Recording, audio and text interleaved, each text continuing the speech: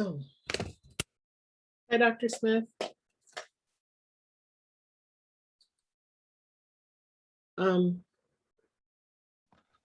there, how are you? I'm great. Thank you for being here. It's really an honor. I really appreciate it. We're gonna go through the program, and so this first 30 minutes, we're just gonna have people get credentialed so that we have everybody assign the right voting designation in case we need to vote. We'll do candidate announcements and approve the agenda, and then we'll go into the program. Okay, Yeah, so I think I sent in the email that we'll probably be ready to start the program by 7. okay, that'll be fine. Yeah, and you're our honored guest, so you'll be, Oh, so we'll start with Felicia Shaw from the Women's Museum. We'll have Doreen Manley from San Diego State, and then Leah will speak and she'll introduce you to everyone. okay, that's great, thanks. I know all of them, and I have met, it's the Dory from San Diego State, but I don't know her as well as I know the others. I know the others very well.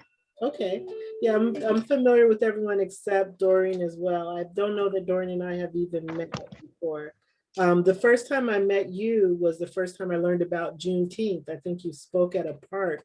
We had a Juneteenth program. Oh, okay. How many years ago? I remember. It's been a while. It was a program that Al Alexander organized for Profiles. Okay, all right, well, great. And Well, yeah, and I see we're joined by Bill. Oh, let me finish letting people in. oh, hi, Bill. I know Bill. Susan, I'm going to make you a co-host so you can help me get people in if you don't mind. Yeah, how you doing, Dorothy? Fine, how are Perfect. Can you? you hear me, Luana? Doing Yeah. pretty well. Doing Okay. pretty well. Doing pretty well. Okay. I'm Nice gonna to check hear. my equipment first. Nice to see you. Oh, Bill, you're muted, so we can see you now. We can't hear you. Before we could hear you and we couldn't see you. Yeah, there you go. Yeah, it's been a while. Oh, this is so weird. I can only make it, so I'll have to talk to Rosamond about the account. I can make you a host, but I can't make you a co-host. So if I make you a host, I won't be a host anymore. Are you talking to me now? I'm talking to you now, Susan. Okay. Okay, just a minute. I'm gonna. So let's see how this goes. Those are my kids. And I like. See my kids? But I think I like this background better. So right now you have your camera off, so I only see the picture, your profile picture. Oh, okay. No, you should be able to see me. I see your face because you have your profile picture, but you don't have your camera on. Okay, so, John, you may have to help me. I chose like background. Everybody needs John in their life. I know everyone needs a John in their life. Oh my gosh. Okay, see, I can't get the start video. Oh, there you go. Oh, I saw your art piece. Yeah. Yeah. So Bill, you're looking good. I haven't seen you in a good long time. I know. We miss each other. Hello, Dr. Smith. It's good to meet you. Hello, so wonderful to meet you too, Susan. Yes, you are Call me definitely. Dorothy, please call me Dorothy. Okay, Dorothy. Okay. But you are an icon in our world. So I we thought that was interesting. Well, you were listed as an icon on the program. you're Well, a legend. Between icon or local legend. What about no? I did local, just total icon legend. and legend, yeah. Oh, I'm going to raise my seat up a little bit. So Well, see, for me, because I mean, I love San Diego so much, I think it means a lot that we recognize the people who are local as locals, because so often we go looking for people from some other town or city to come tell us how to do things when we've got plenty of smart people that are already here. that's true. That's always true. whoops, that's not the right way to do this. Oh, well, just, I have a pneumatic seat and it's going up and down. So I was in a meeting today, Susan, with someone who was like, I don't know why, but she was looking under her laptop while we were in the meeting. And Uh-huh. so her head was going up and down. She was trying to figure out probably because see, this is a little low for me so that I don't feel like you get the full effect. But at any rate, I'm really happy that Luana, when I was doing your job, what you're doing, I've had this Salura Miss Barron in my bonnet for probably about 2 years now, and could not develop it as a program. Could not even find the right place for it. Well, So it happened. yeah, it happened. I learned about her when John and I were at the San Diego History Center. The curator had found this interesting bit of information, and she posted it on like a mini kiosk. Oh, wow. So I'm cruising and I find, oh my goodness, the first Black woman in the United States who went to a political convention of any kind came from San Diego. Isn't that something? Well, San Diego, yeah, San Diego is full of like, I mean, one of the things that I hope we do a good job of is capturing all the history that's not documented or that's buried, because there's so much that happened here. Right, there is. Yeah, right. Yes. And do you remember Verna King? Verna King.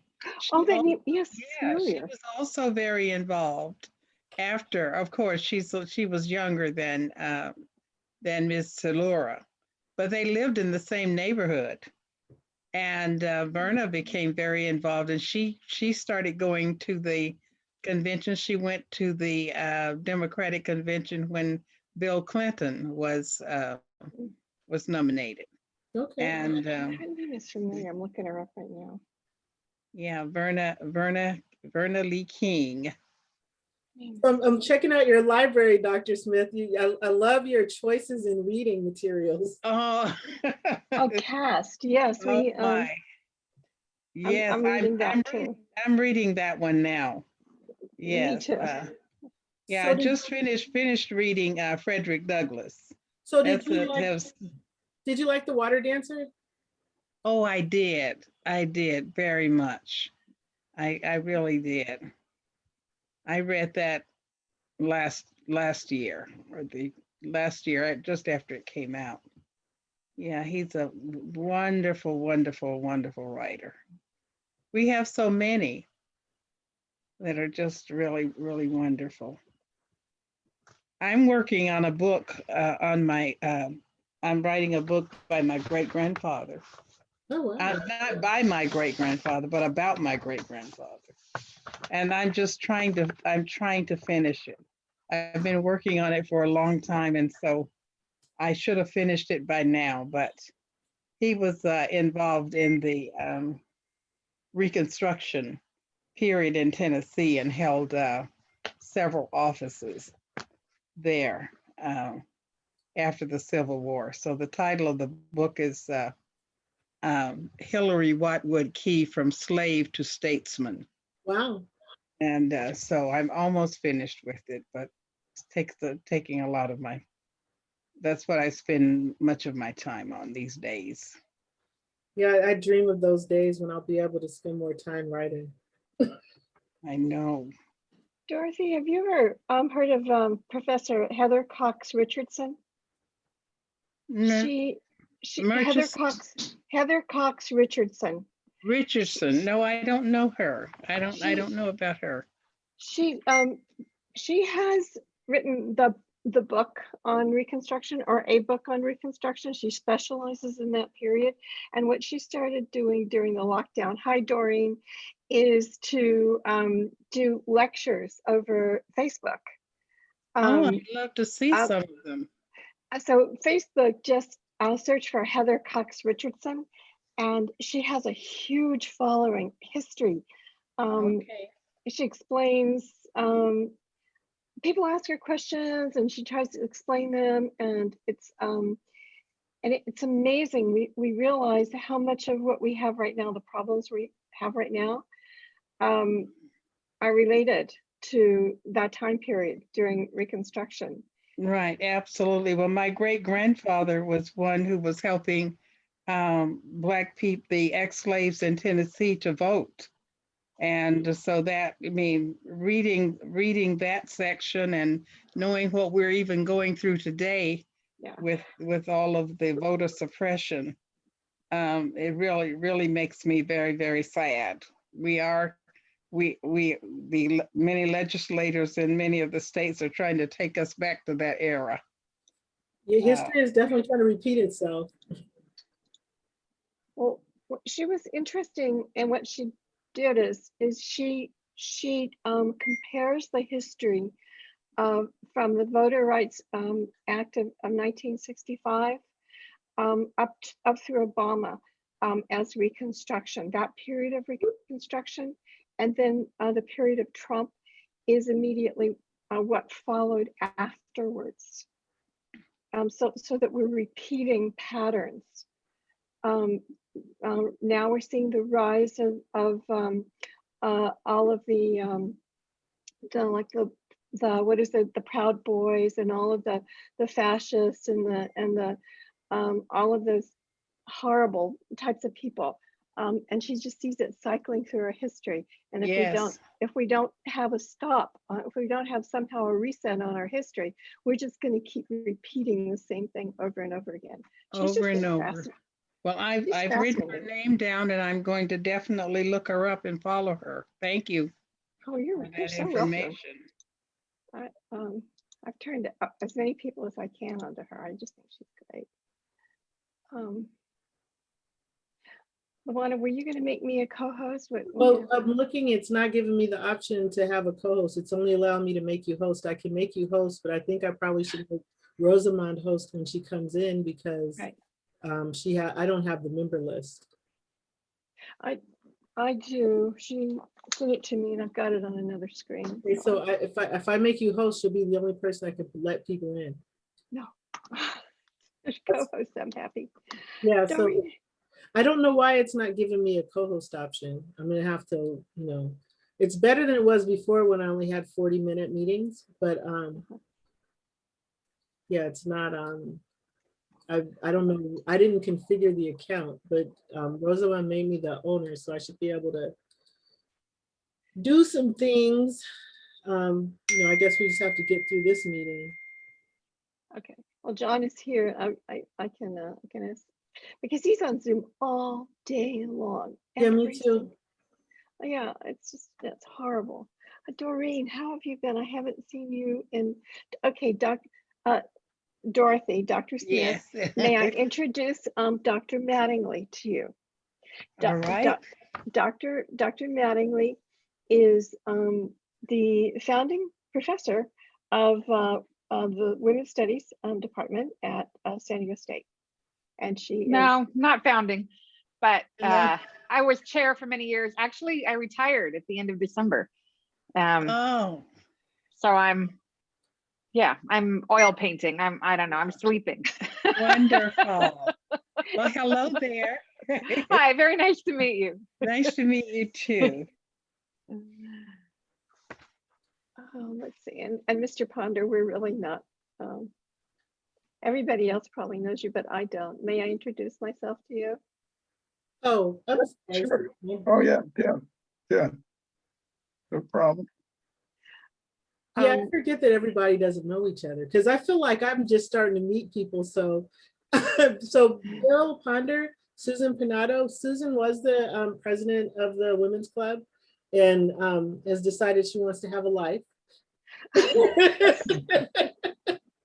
and Susan, Bill was, he really helped me a lot with my campaign. I didn't know what I was doing. And Bill gave me a lot of insight to help me get started, and even throughout. Nobody knows at the beginning. You learn as you go. I learned. More power to you, Mr. Founder. I think it's a dirty world. I got tired of it. That's for sure. Well, Martin Luther King says that, you have to put more good in the world in order to balance the evil. So that's what we have to try to do. Oh, I'm trying. I'll tell you, the local scene can get really bad and nasty. So, is that people coming in? Yeah, I'm starting to, Where's Rosamond? She's I don't know. okay. Well, I've Does got a list. Rosamond's number start with 742? Sorry, say that again. Does Rosamond's number start with 742? I don't know. I'm not sure. Okay. I have to look it up. I don't. Do you think I remember anybody's number?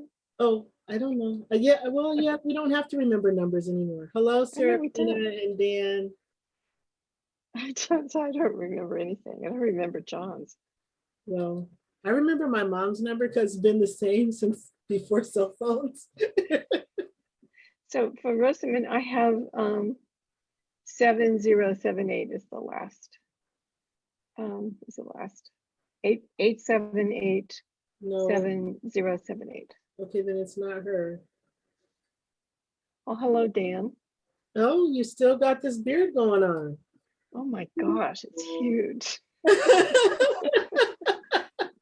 Yeah, it's taken on a life of its own. Are you like going for the Rip Van Winkle? Well, I cut it after the election just to get a change, and then I realized how much I missed it. So Okay. now I'm just gonna keep on keeping on. Okay, almost feels like you should name it. Yeah, well, if I name it, then I'll never cut it. Then that'll just be a whole new set of problems. All right. Okay, we're getting, all right, 6:15.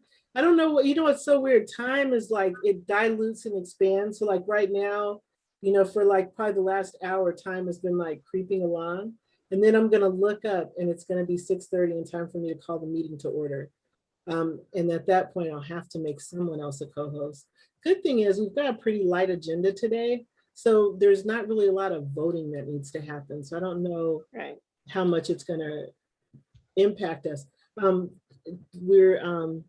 Yeah, so I thought since we didn't have a lot of things to vote on, that we could have a nice program and talk about some women's history during Women's History Month. Imagine that.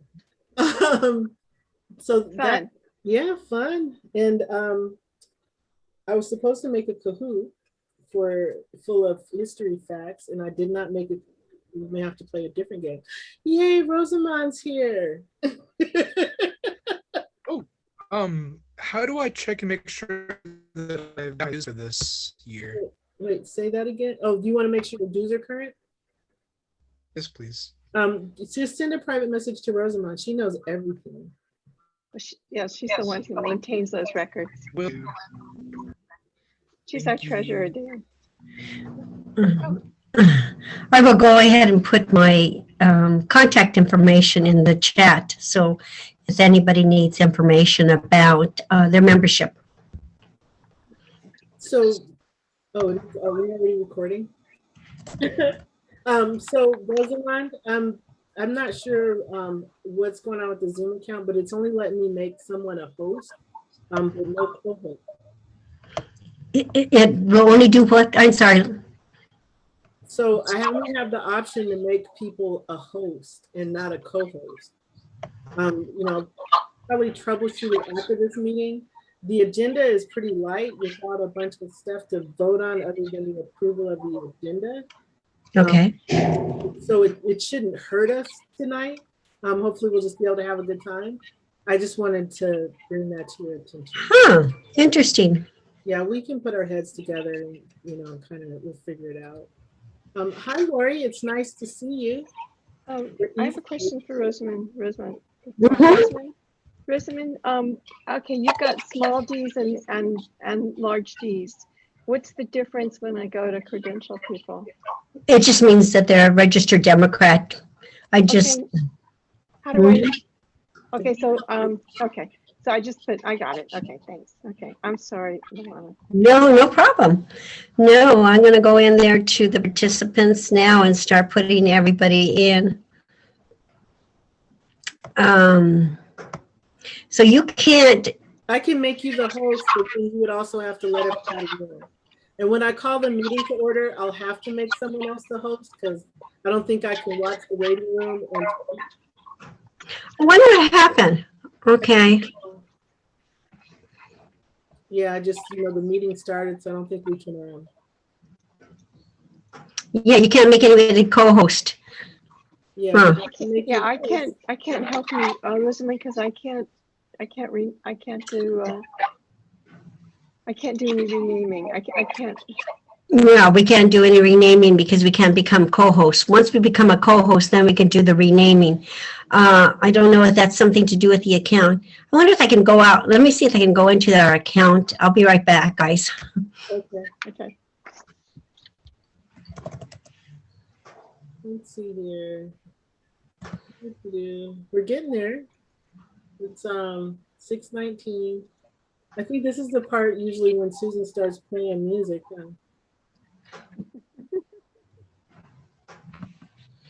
Let me see, user manager, users.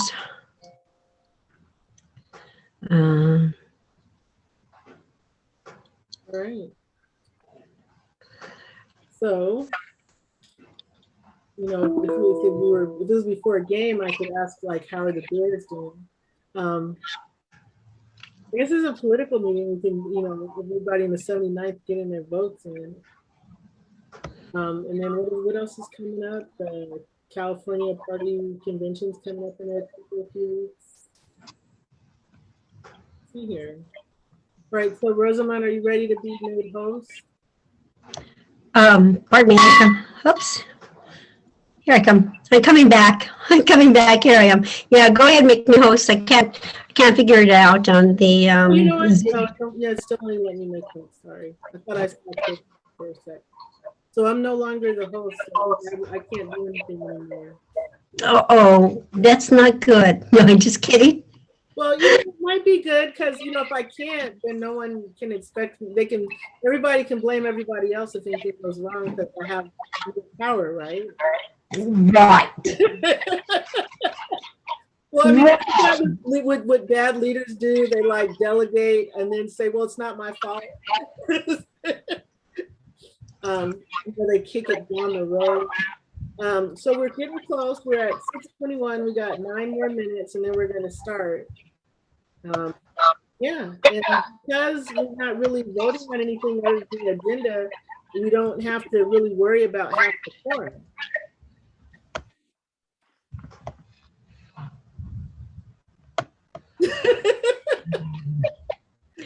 Well, So John said that that was an option on the webpage, and probably when we set it up the next time, we'll do that. But for this time, we would have to restart the meeting. So we'll figure this out for next time. Yeah, that's the plan. okay. Okay, so let's see now. The countdown is continuing. So how many people know who Cardi B is? So last year during Women's History Month, Cardi B made a playlist of visionary women. And I'm looking to see out of all the songs that she put on her list, what's actually fit for public consumption. Now that's a short list. Well, I just want to bring everybody's attention to the fact that Genevieve Jones, right, is going to be honored at the San Diego Women's History Museum. Yeah. And I think that's a big deal. She's a club member and we're really proud of her. Yeah, we're going to have the executive director from the Women's Museum speaking today. Yes. I hope she. Well, if she doesn't mention it, Leah will go into the details. Let's see here. Well, this stuff is depressing.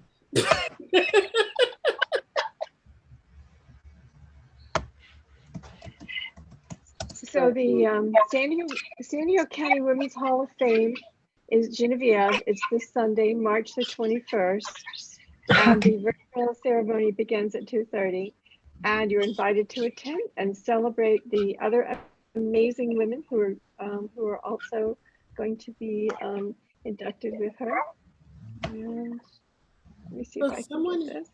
So someone is unmuted and they have background music or background noise, but I can't tell who it is. Stopped. Yeah, it did. I guess they turned it off or something or muted. I don't know. Well, they muted themselves, and that was okay. That was helpful. So I think this might be a safe song. It's from like a movie I really like. I don't know if anyone else knows the song.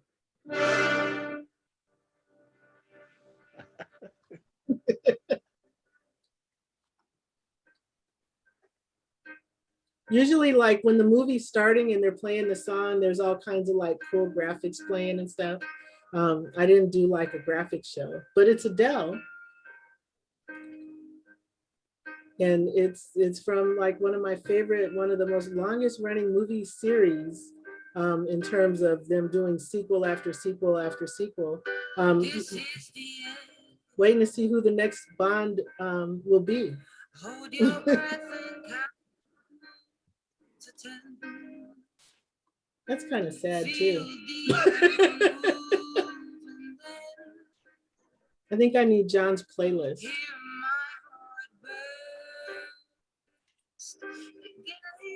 It's supposed to pick up though.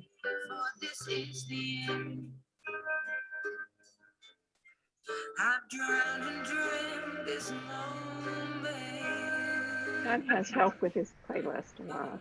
Oh, okay. So I'm encouraging and inviting help with playlists so that I don't pick sad, depressing songs when I'm supposed to hype us up. I thought I remembered this song having a point where it like picked up.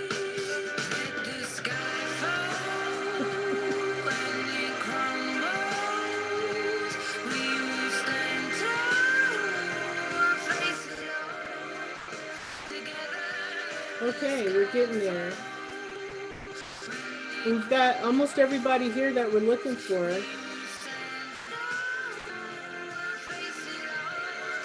All the cool kids? Yeah, all the cool kids. Well, you know, I had one of my favorite professors when I was an undergraduate student.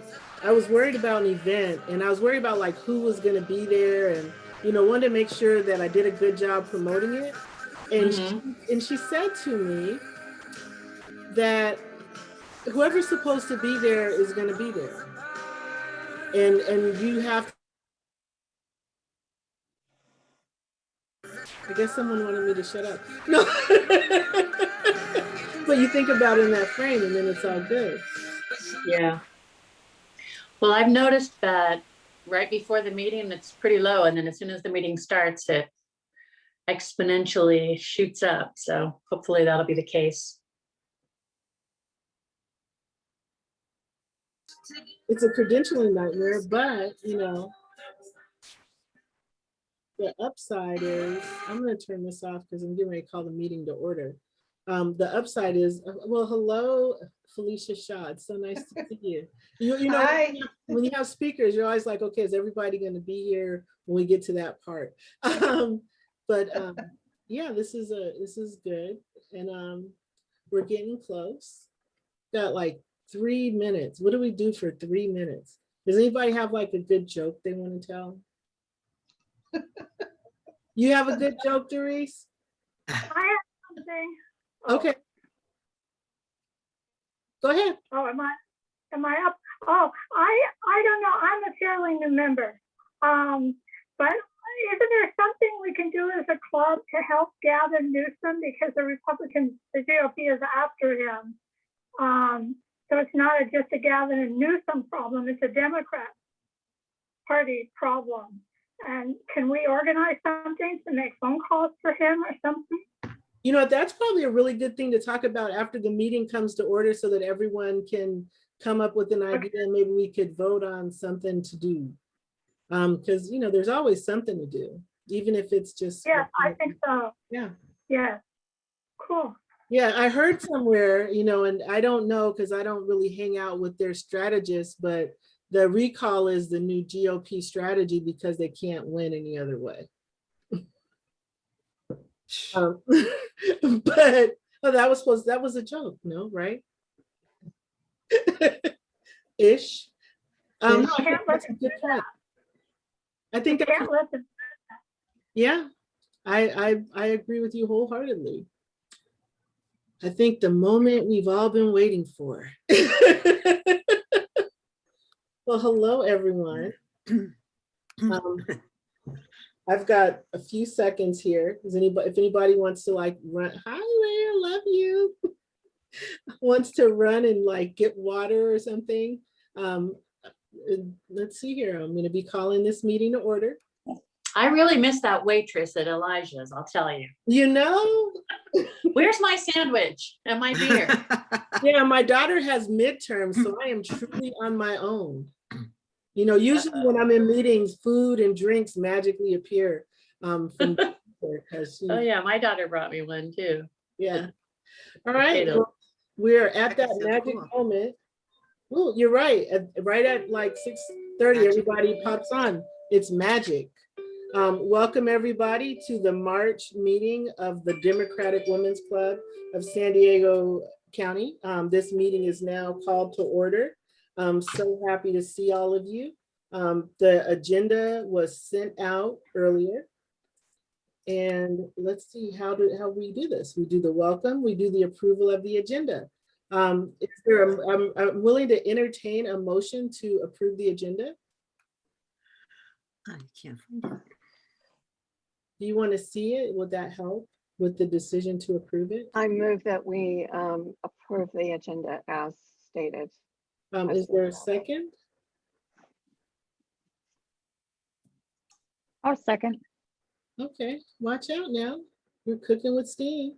All right, so we'll do this the easy way. Everybody in favor of approving the agenda, say aye. Aye. Aye. Aye. Hi. Making sure that everybody gets equal time. Any opposed, please say nay. All right, the agenda is approved. Welcome to everyone who's just getting in. Now, the next thing is we have candidate announcements. And I didn't see any, but maybe I'm wrong. I'm wondering if we have any candidates that would like to make an announcement. If so, this is the part where you would raise your hand and be recognized. Okay, hearing none. The next one is recognition of elected officials or their representatives. Doug Case. Okay, thank you. Hold on just 1 second here. I think there's a way that we can stop the chime every time somebody comes in. Yeah, and then I see we just had a candidate come in also. Okay, can you hear me now? Yep. Yeah. Okay, good. Go ahead. Yeah, this is Doug Case with President Pro Tem Tony Atkins. And for Women's History Month, Pro Tem Atkins is recognizing the unsung heroes, including frontline healthcare workers who have carried us through the pandemic. Throughout March, she is using her official social media platforms to highlight just a few of the many incredible women in healthcare who are working during this critical time. Each year in honor of Women's History Month, the California Legislative Women's Caucus hosts a Woman of the Year celebration to commemorate outstanding women from every Senate and Assembly district. Due to COVID, this year the winners were announced virtually, and the Pro Tem was honored to name Dr. Margaret Leanan, a director of the Scripps Institution of Oceanography, as her honoree for the 39th Senate District. It is fitting as this is the year that our Pro Tem introduced Senate Bill 1, the Sea Level Rise Mitigation and Adaptation Act. The bill will help protect against loss of life, economic harm, and environmental change, and provides the resources that our communities need to navigate what research is telling us could be the next big climate disaster. And finally, if you are not already on the Pro Tem's monthly e-newsletter, the Tony Times, which comes at the beginning of each month, I'll put a link in the chat and you can sign up. The newsletter has lots of information about what's going in Senate District 39 in the Capitol. So thank you. Thank you, Doug. So we already passed the part where we had candidate announcements, but if there are any, I'll entertain them since we're doing well on time.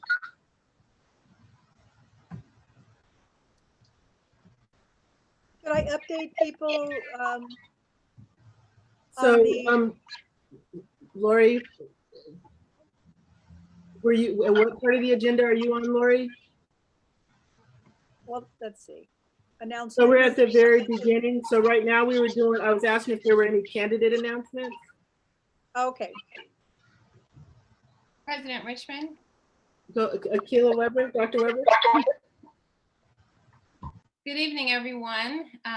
Thank you very much for giving me this short amount of time. My name is Dr. Akilah Weber. I'm running for the 79th Assembly District. I am a local physician, vice mayor of the city of La Mesa, lifelong Democrat. I've been an ADEM for the 79th Assembly District for the last 4 years. I also serve on the Rules Committee for the California Democratic Party. My candidacy has been endorsed by the California Democratic Party, along with many state and local Democratic leaders. I'm running so that we can continue to progress forward. We've had very strong leadership over the last 8 years, and we've been through some challenges, some significant challenges over this last year. And so I'm running so that we make sure that we focus on access to quality healthcare for everyone, closing achievement gap, getting people back to work, dealing with some of the racial and systemic inequalities, including police reform, and just really making sure that California and the 79th has a very strong advocate, someone who has a proven record of working with people and getting things done. So once again, my name is Dr. Akilah Weber. I'm running for the 79th Assembly District in this very special election, which will be held on April 6th. Thank you.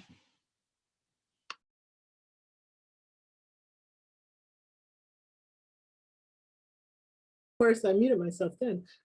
Thank you very much, Dr. Weber. Are there any other candidate announcements?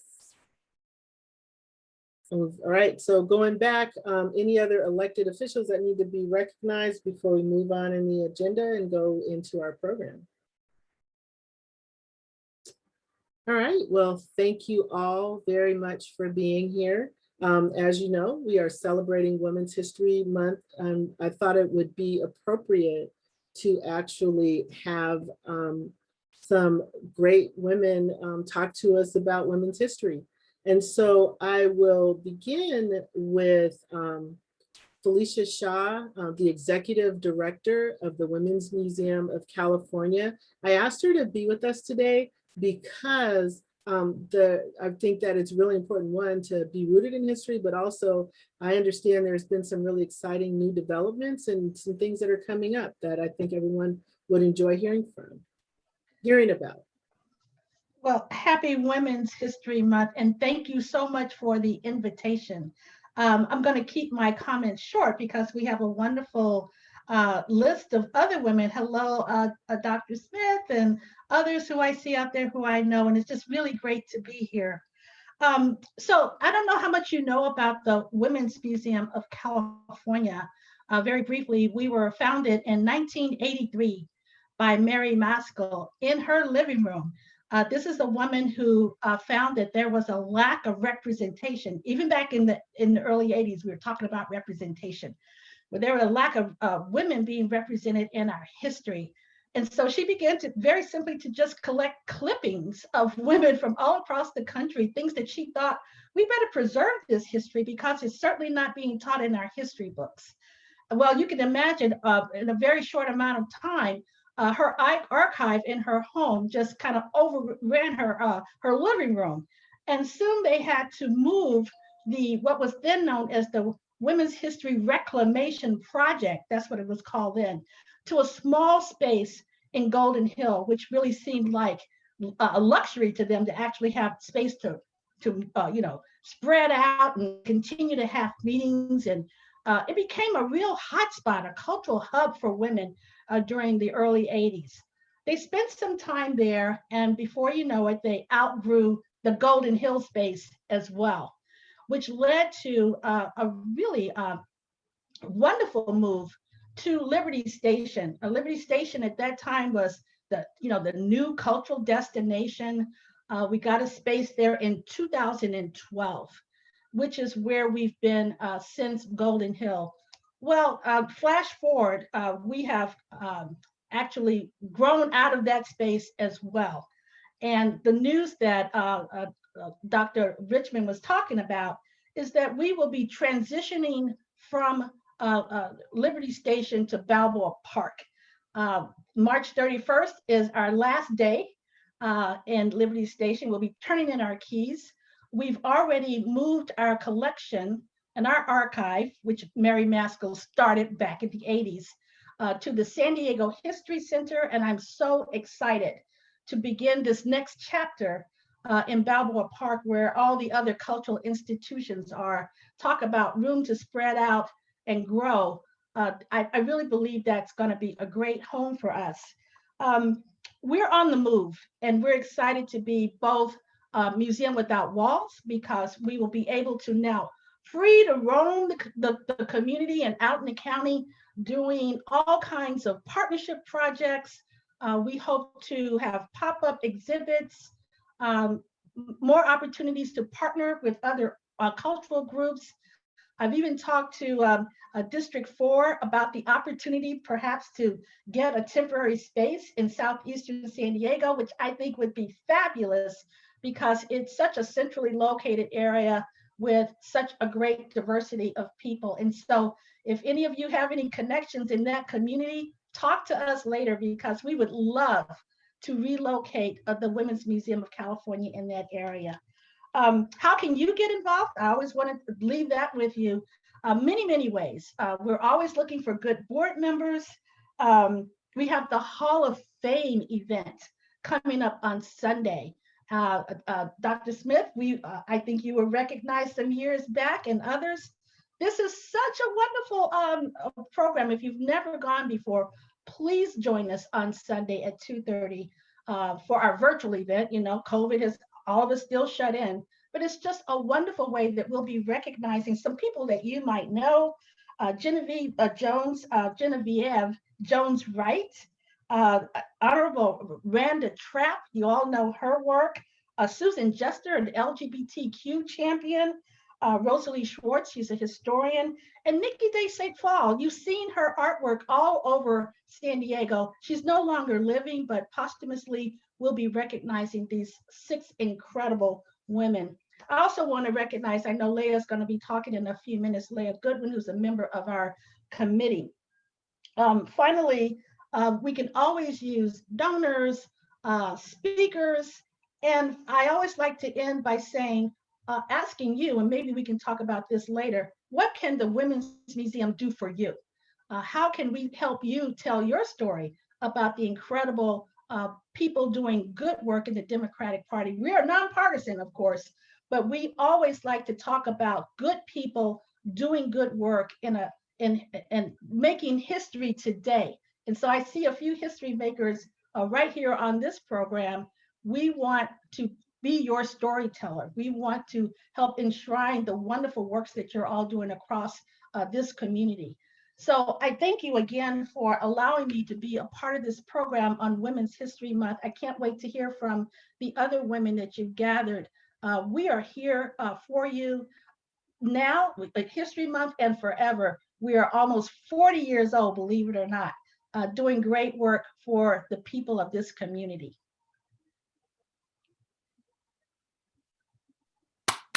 Thank you so much, Felicia. I really appreciate you being here with us and bringing us up to date. And I'm excited about like what's possible.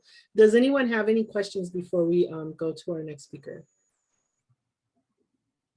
Okay, so now I would like to present introduce to some and present to others, Dr. Doreen Mattingly, she's Professor Emeritus and the most recent chair of the Women's Studies Department at San Diego State University. and she will be sharing with us some moments in history. And I'm excited to hear what she's going to talk about, because being in that department, she has like a front seat to a lot of what's happened in this country and in this local area as well. It's all you. Okay, great. Thank you so much. Thank you so much for asking me. Good to see a lot of people. And yes, Professor Emeritus, I retired at the end of December. So you can send me a message and we can talk about that. I thought I was going to, I thought what I would do is to talk about kind of the history of women's history, if you will. Like, I'm such an academic, I have to be meta. Okay. But, you know, because women's history is a direct product of the women's liberation movement of the 1960s and 1970s. Prior to that, very few women were historians, and oftentimes women were able to succeed in the field of history by out masculining the men.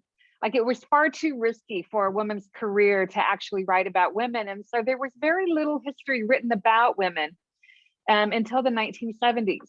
In the late 60s and early 70s, one of the methodologies of radical transformation was called consciousness raising in the women's liberation movement, where women would come together and they would investigate their own experiences to find, on the theory that, like, there was nothing that was written in patriarchal society that was going to explain either the way that sexism worked in their lives or how to disrupt it.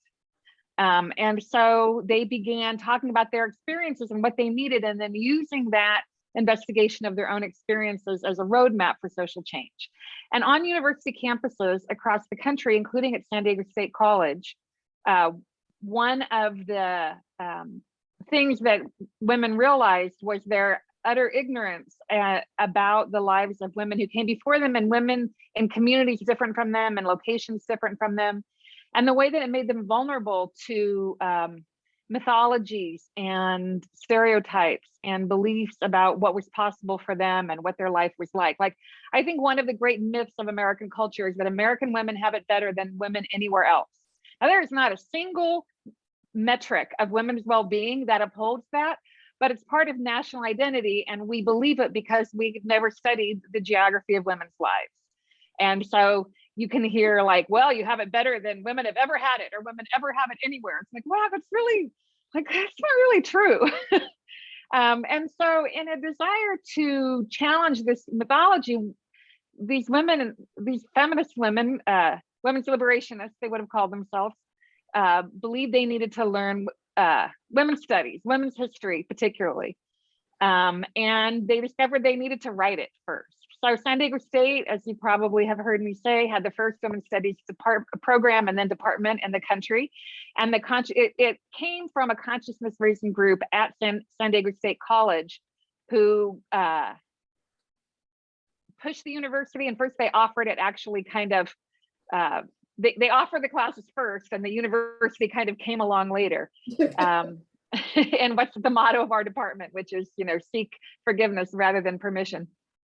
And the same thing happened around the country and in many countries around the world. As part of this awakening, as women got educated, as they began questioning women's knowledge, and the field of women's history was born. And our first chair in the Department of Women's Studies at San Diego State, Marilyn Boxer, was a historian, which is not surprising that historians would have been at the forefront, because there was this initial realization that women's history needed to be written. Like it literally was not written. And so it wasn't a matter of just reading it. And so then women's history itself became this very political project for the scholars that began writing the books for a number of reasons. The first people wrote about women who did things that were known about by men. So you might get stories of women who served in the military, you know, women in North Vietnam, for example, were something that a lot of people were interested in because of the role that they played there. They were visible in male spheres and the public sphere. And a realization that one of the things that divided men's and women's lives was that men's lives were more likely to be lived in public and women's in private. And that history as a discipline had privileged the public over the private. And so it had banished both the private sphere and women's lives to being historically unimportant and unchanging, right? And so you get the whole ways that disciplines are created. Women came to understand, and some men, but really it was mostly women who were quite marginalized in the academy, I would say, in the 1980s and 90s as they began to do this work. It was to have serious scholarship about women's lives, especially when they were in the private sphere. Like, it's one thing to write about, women who were famous, to do a biography of Eleanor Roosevelt. An entirely different thing to look at, the housewives of Brooklyn and to think about what their daily lives were like. And so there was another problem as well, which is that so few women through history have been literate. Not only have they not been written about, they have not been able to write about themselves. And so this is true for all people who are not powerful. When you try to tell their story, what do you use for sources? How do you find sources about women, particularly marginalized women, in a culture that never valued them? One of my PhD committee members, she was interested in domestic workers and the ways in which domestic work shaped the lives of women who entered it. And she was able to make an argument that how dangerous it was for women, because they were so likely to become pregnant being domestic workers, whether they were raped or seduced in the homes of their employers, and then couldn't go home and couldn't stay there and were forced into prostitution. And she was able to document that as a historian by looking at court transcripts from turn of the century Boston, right? And so creating the corpus, that all of the story of women's history, unless you were writing about writers who wrote about themselves, or you were writing about very famous women, has required feminist historians to be particular kinds of detectives. And so the archive, like the one that Felicia talked about, that the Women's History kept and that Mary Maskell started to collect, those are the gold that women's history, is created out of. That's the foundation of the entire discipline. People who have begun to really change what is the archive. I've heard some fabulous papers at conferences written about the marginalia women wrote in their cookbooks, which were then, found as a kind of record of what women's daily lives were like and what the economy and the diet was like in the places where they lived. History has changed a lot because of women's history. Social history and the history of daily life plays a much larger part in the discipline. LGBTQ history is a direct product of women's history in terms of the kinds of questions, the theoretical framework, and the actual people who were foundational to the field. And so it's also had many consequences afterward. I just want to end with one story from a project that, I was working on. I don't know what I'm going to do with my life anymore, if I'm going to finish it. I published one paper from it looking at feminist women involved in politics in California in the 1970s. So I have one paper out, I can put it in the chat, about the ERA in California. And what, because I was sort of like, it's so interesting how in California did not immediately jump on ERA ratification. California was not a great state for women's rights. And then overnight, it changed into framing itself as, especially the California Democratic Party, which opposed the ERA until they decided they were the major champions of the ERA. I'm like, how does that happen, right? We're all interested in politics. Like, how does that happen overnight? There's got to be a bunch of people behind the scenes who've been pushing like hell until it finally hit a tipping point. And so I went on a search for these women. And what I found was a lot of them were staffers in the offices of the male electeds, right? And they were members of NOW and the National Women's Political Caucus. And they were the kind of lever that was able to bring to bear the outside pressure on the politicians to get them to see the wisdom of changing their position overnight. So I have thousands of pages of letters. I'm always looking for interoffice memos with about 20 female staffers from House or Assembly Democrats at that time and the Senate Democrats looking for that kind of evidence. And that's the way that women's history is done, because the real actors of the story are invisible or barely visible in the historical record. So I hope that was not way too academic for people. Highly, I'm happy to answer questions. I can talk on and on. Obviously, that's my job skill, but I think there are other speakers, so I'm gonna stop there.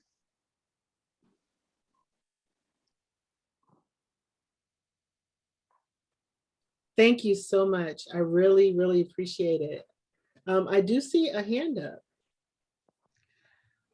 No, that was a clap. Oh, no, I see a hand too. That's me.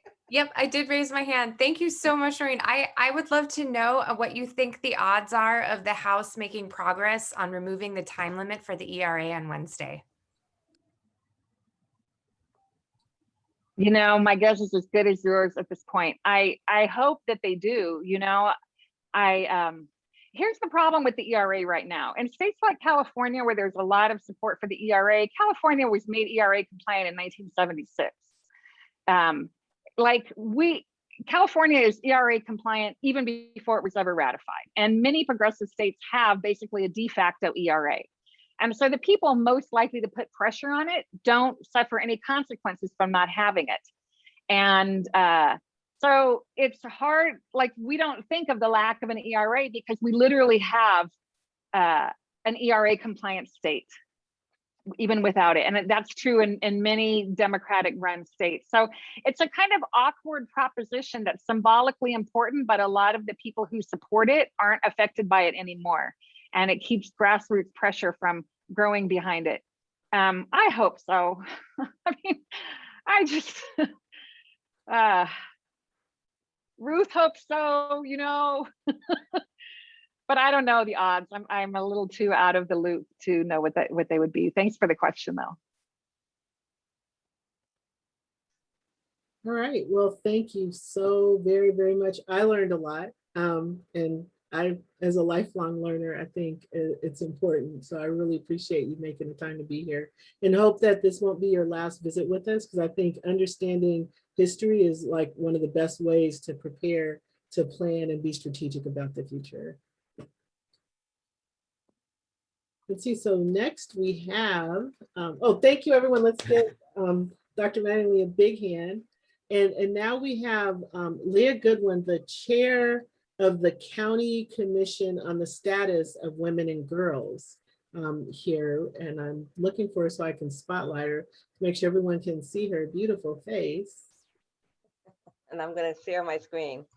All right, here we go. Because I'm that girl. And I also want to say that, you know, it's so nice to be here with Doreen and Felicia, because the three entities that got together 20 years ago to think about the Women's Hall of Fame, which again is this Sunday. Get your ticket. Be a sponsor. It's only $60 to be a sponsor on the low end, and you can move up from there. I joined as a sponsor today, Felicia, just so you know. Anyway, it was our three organizations who felt like San Diego needed to have the Hall of Fame, and we have inducted so many amazing women. And I just wanted to kind of give you, I hope you all know about the San Diego County Commission on Status of Women and Girls. We have been around making a difference for quite a while. Since 1973, when we were an advisory board. 1975, we became the County Commission.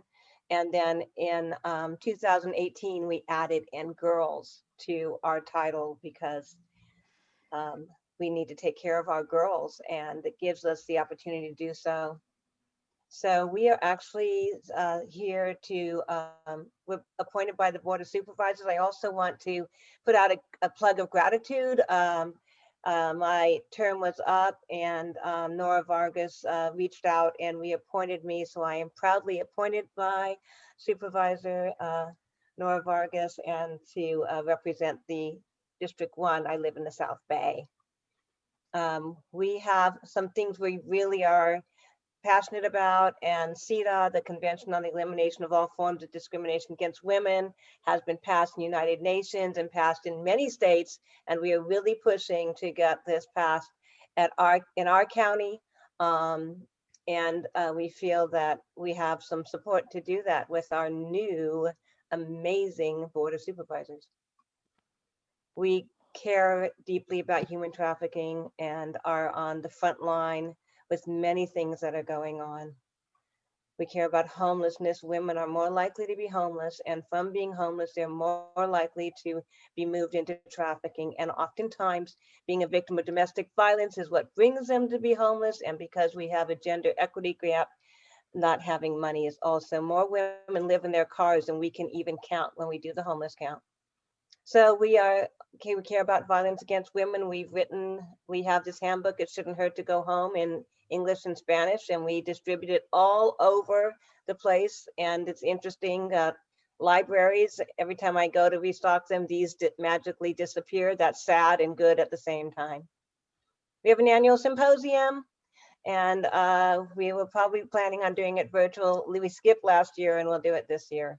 And we have a whole lot of really notable partnerships. And of course, the Women's Hall of Fame. I have last year's is a partner, Moxie Theater Domestic Violence Council. So the commission does a lot of great things, and I just wanted to tell you just a little bit about it. So we're appointed by the commissioners, and we also have some people that serve at large.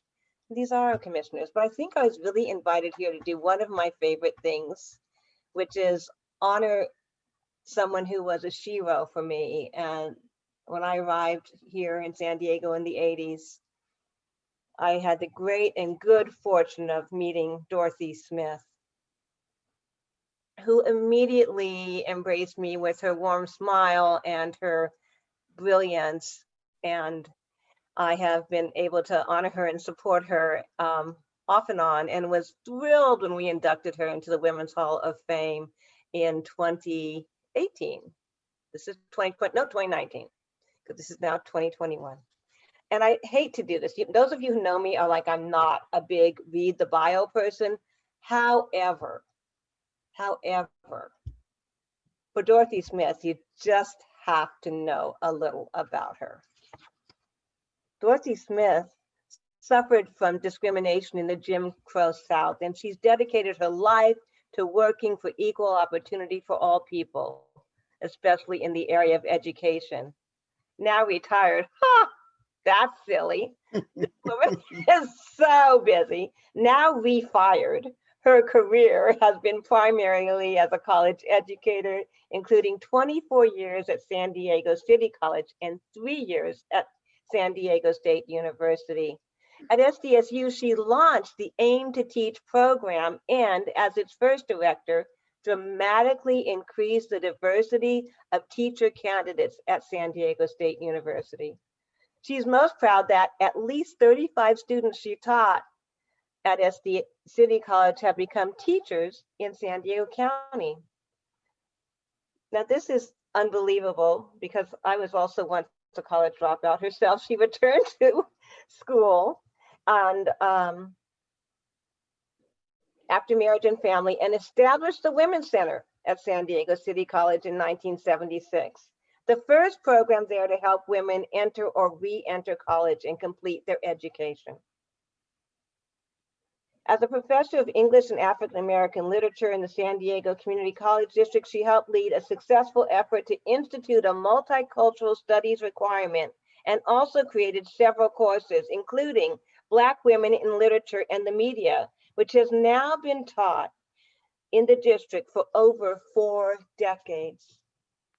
If that wasn't enough, Dorothy in 1981 became the first African American woman to be elected to political office in San Diego. You're in the middle of greatness sitting next to me right now. She served 8 years as a member of the San Diego Unified School District Board of Education, twice as president, and then recruited and supported Dr. Shirley Weber, now our Secretary of State, to run for the Assembly. Since Dorothy Smith won the seat 38 years ago, the District East seat has been occupied exclusively by women.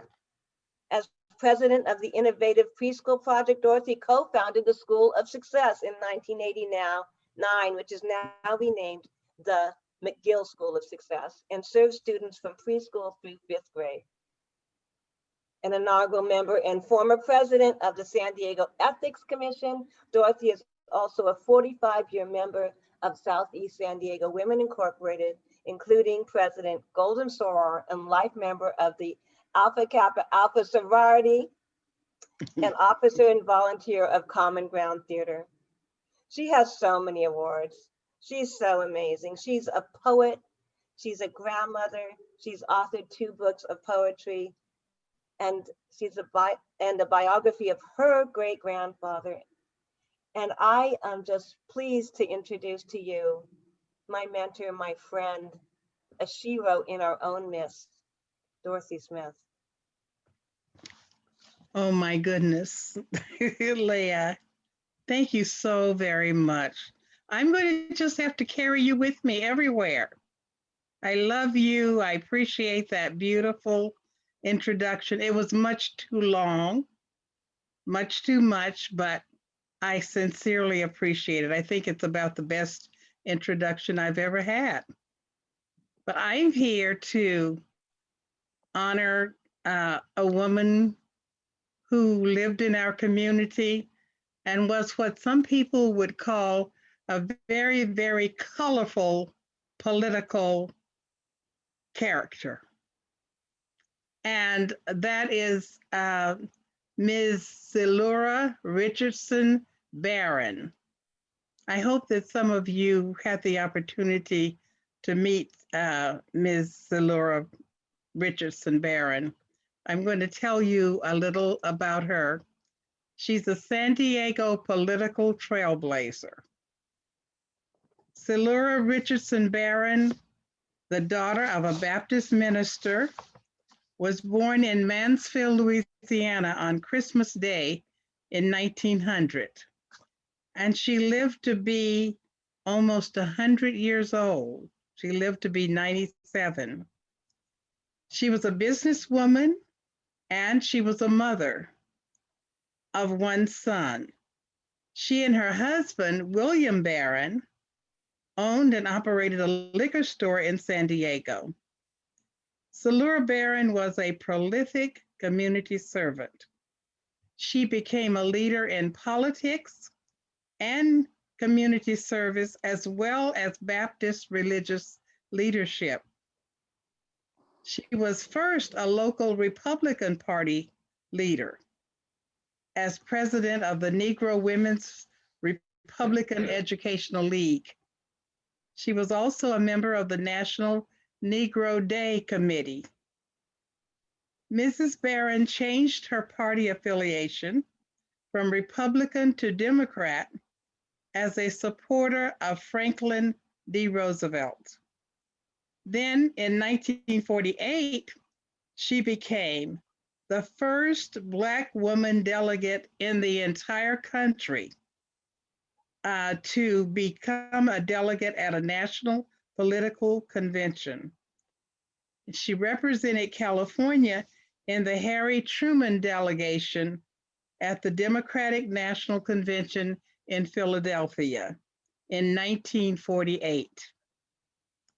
Although Zellura was a credentialed delegate, she and her husband were disinvited to the hotel banquet that other delegates attended. Now, first you might think, well, it was because she was Black. No, it was because earlier that day, she had really made a big spectacle. She had shown so much exuberance on the convention floor earlier in the day that they did not want her to come to the dinner that evening.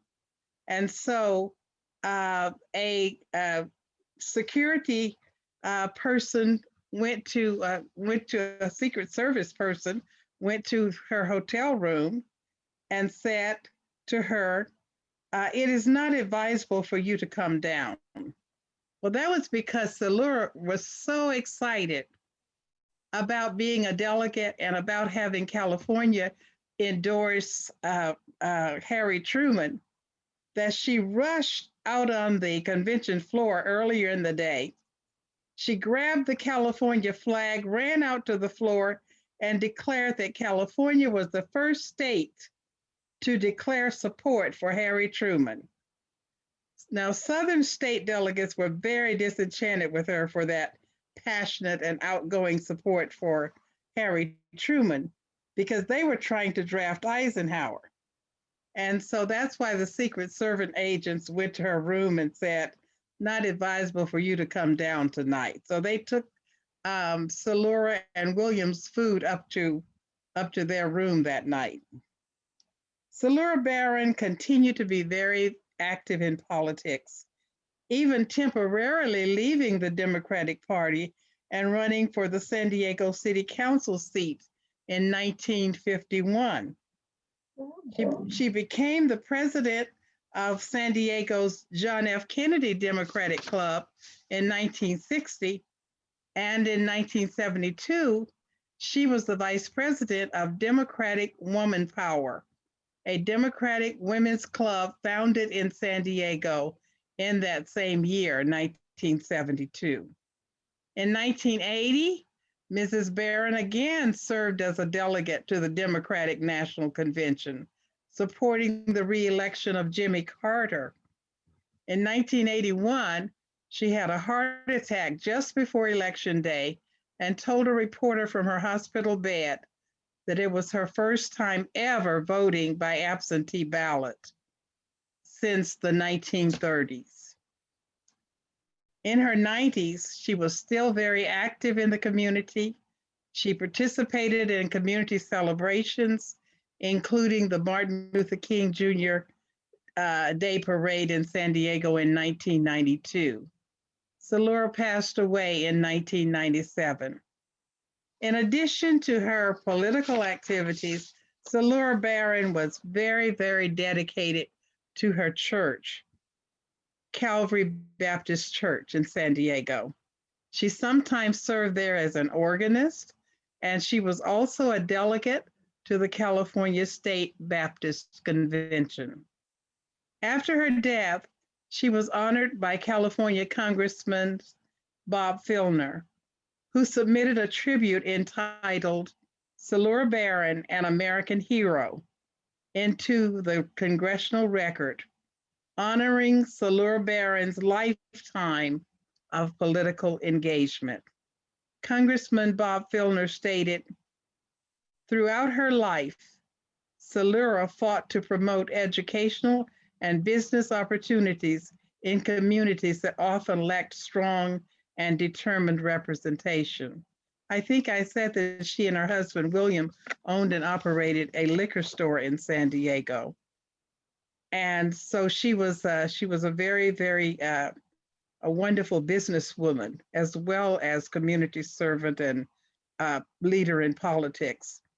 Congressman Filner continued, she fought to promote educational and business opportunities in communities that often lacked strong and determined representation. Salura was a thoughtful and eloquent promoter of a society that could step beyond divisions of race, class, ethnicity, gender, and sexual orientation. She was a voice for all of us. Mrs. Salura Barron was truly a trailblazer on whose shoulders all of us in political life in San Diego proudly stand. During this Women's History Month of 2021, I am very, very pleased and honored to remember and to recognize Mrs. Salura Barron, truly a trailblazer in San Diego. Thank you. Wow. Wow. Thank you, thank you. Thank you so very, very much. I'm so grateful and I'm humbled. I'm so glad that you're still such an educator, because I don't think that could have been done justice by someone other than you. I really appreciate everything that you shared and the spirit in which you shared it. Thank you. Thanks. I see Kenya Taylor has a question. Yes. Hi, Dr. Smith. Kenya Taylor here. Hi, Kenya. I had the pleasure of growing up across the street from you. I'm proud of you. Which a lot of people, yes, hi. A lot of people don't realize before living out in the East, I lived in Oak Park. But thank you so much for those words of inspiration. What would you tell women candidates now if they're interested in running for office or supporting candidates? What words of advice would you offer? Well, I would first say, be concerned about the people that you want to represent. That is the primary thing. It's not a matter of getting into office and thinking about yourself, but thinking about what you want to do for people. That's the major reason, because we have so many issues that affect the people, our constituents. And it's so, so important that we do everything that we can to truly represent them and not just try to find a position for ourselves in the political world. Thank you for sharing that. Wow, thank you for such a great question, Kenya. We have to learn every chance we get. Are there any other questions? Okay, well, thank you, Dr. Smith, so very much. I really appreciate it, and you really helped us celebrate Women's History Month in a very appropriate manner. Thank you. I'm so honored. I have a question. Okay. Can I ask a question? It's Felicia. Okay, yeah. Yeah, Hi, really quick. Hi, Smith. How can we do a better job of archiving the lives of women like Salora Barron and women of color who they're not in our museums, they're not in the archives, and I'm afraid that we're going to lose a lot of this history as these generations pass on. We have papers of lots of women who, yeah, but they're not everybody. They're not representative of our community. What advice would you give us at the Women's Museum on how we can connect with women today who are making history? And we need those papers. I think we need to connect with people who are still alive, but perhaps don't have too much longer to live. Right. Who know the history. It is said that when a person dies, a whole library dies, a whole institution dies. Everybody, and so we need to do some interviews, connect with those people. I mentioned earlier, I think before we officially got started today, about Verna King. Verna King was a neighbor of Mrs. Salora Barron, and she became very much involved in politics as well. She became a delegate to Democratic conventions after that. And so there are people, like myself, I know like yourself, yes. I know something about Verna King, and so I think we should begin to do some oral histories. Some oral histories of people. And I know that Gloria Rhodes at San Diego State has been doing some interviews and some oral histories of people in San Diego for about the last 5 to 7 years. And it's so important for us to do that. Well, I'm going to make it a point. It has to be intentional. Yeah, absolutely. Thanks for that question. Thank you. I saw that Doreen had her hand up. Doreen, did you still want to ask your question? No, I was just going to give a shout out to Gloria Rhodes as well and the work that she does in the San Diego State Library, but Dorothy Smith beat me to it. So. All right, I see Michelle Krug has her hand up. Hi, I wanted to tag on to that comment about doing the oral histories, and I knew Verna. There's probably a lot if people, made an announcement, if people wanted to just tell those stories and get them put down. I think that would be amazing. She was absolutely one of my mentors when I first got to San Diego in the trails of the Democratic Party. But I was going to say KPBS actually encouraged people over Thanksgiving to interview, and record their elders, their grandparents, aunts, their uncles. And I thought about it at the time. They did it because of the pandemic, but I think that is something that I would like to start to encourage people to do within our norm in our cultural things, whether it's family gatherings or whether it's community gatherings. I think that is an excellent idea, and I really feel inspired. Thank you. Well, that's awesome. I'm really glad, I was glad just for my own personal edification. I'm really happy that it wasn't just me that was enjoying this presentation. Perhaps there's something that we could do. I'm gonna let you have some anonymity. You're welcome to stay. Would love to have you come back anytime you like, and would definitely welcome you if you ever considered being a member of our club. I think it would be wonderful. Thank you. Thank you. Let's see here. Thanks for inviting me. I really appreciate this. Oh, uh-oh. We can't hear you because you're muted. I'm sorry. Says the host muted me. Oh, sorry. I was just thanking you so much for giving me this opportunity to be with you. And when I get a little bit of time, I will become an active member. We really appreciate that. Thank you so much. Thank you for having me as well. And I intend to be a member, become a member as well. Thanks so much. It was so much fun. Bye, everybody. All right, so Felicia, before you go, I'm gonna give my report and you may want to hear it. Oh, okay. I want to say, Felicia, it's wonderful to see you. Felicia and I have worked together in the theater, in Common Ground Theater, and so happy to have you back in San Diego. Well, you'll be seeing me back at Common Ground, whether you want me or not. Thank you. We want you. Okay, so we've made it. We've had our program. I really enjoyed it. I hope you have too. And now we're going to go to our officer reports, and I guess I'll start this time, and then hopefully I will trust that everyone else on the board will fill in all the gaps as they also give their reports.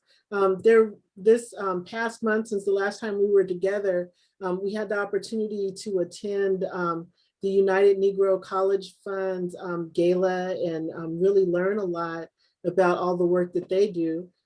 Interestingly enough, one of the people who worked really hard to make that virtual event happen is Leah Goodwin. And so I think she deserves a hand for doing such a great job on that. I think she does everything so well. I just don't know what we would do in our community without her.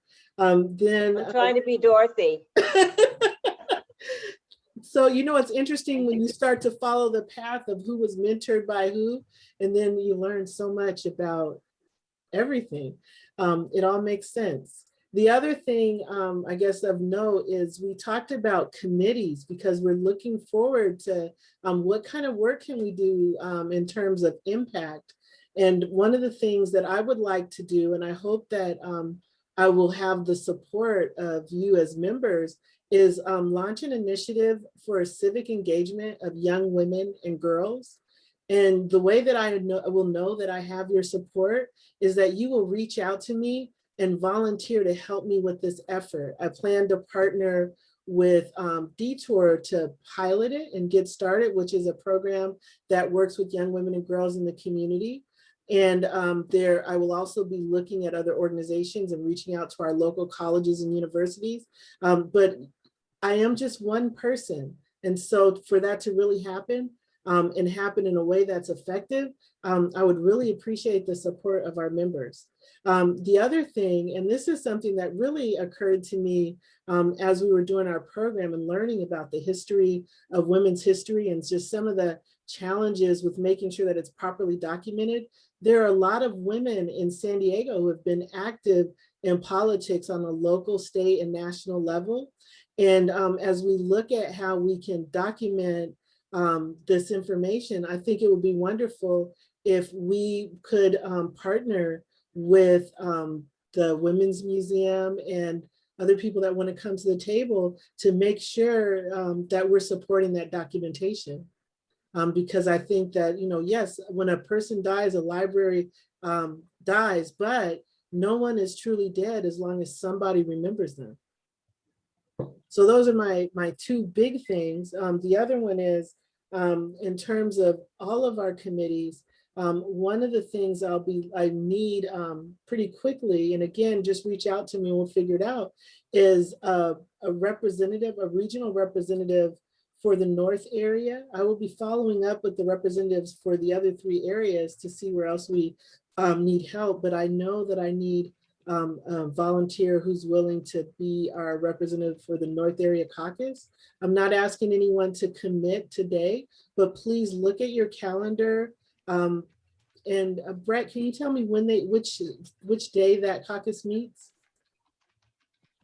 I am sorry, but I cannot because they split the North Caucus. Oh into yeah, two that's right. separate- So does that mean I need 2 North Area? Hold on, I can. They meet on the 3rd Saturday at 2 o'clock, both the North Inland and the North Coastal. At this time, are both meeting at exactly the same time, which was what the North area. So you will need North Inland separate and North Coastal. And those zip codes are listed in the bylaws, if that helps you. That helps very much. So if you're interested, please reach out to me and we can figure it out. I see Susan has her hand up. Yeah, okay, so we don't have enough members, last I heard, in that new area. We are, the last I heard from the office, we're lacking, I think 6 or more. So we need to get some more members. And on the county party bylaws, you will find a list of the zip codes.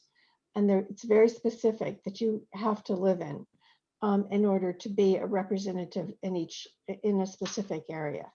So if I'm understanding you correctly, we don't have enough members in order to have a representative at the caucus? In the new one. Okay. Inland.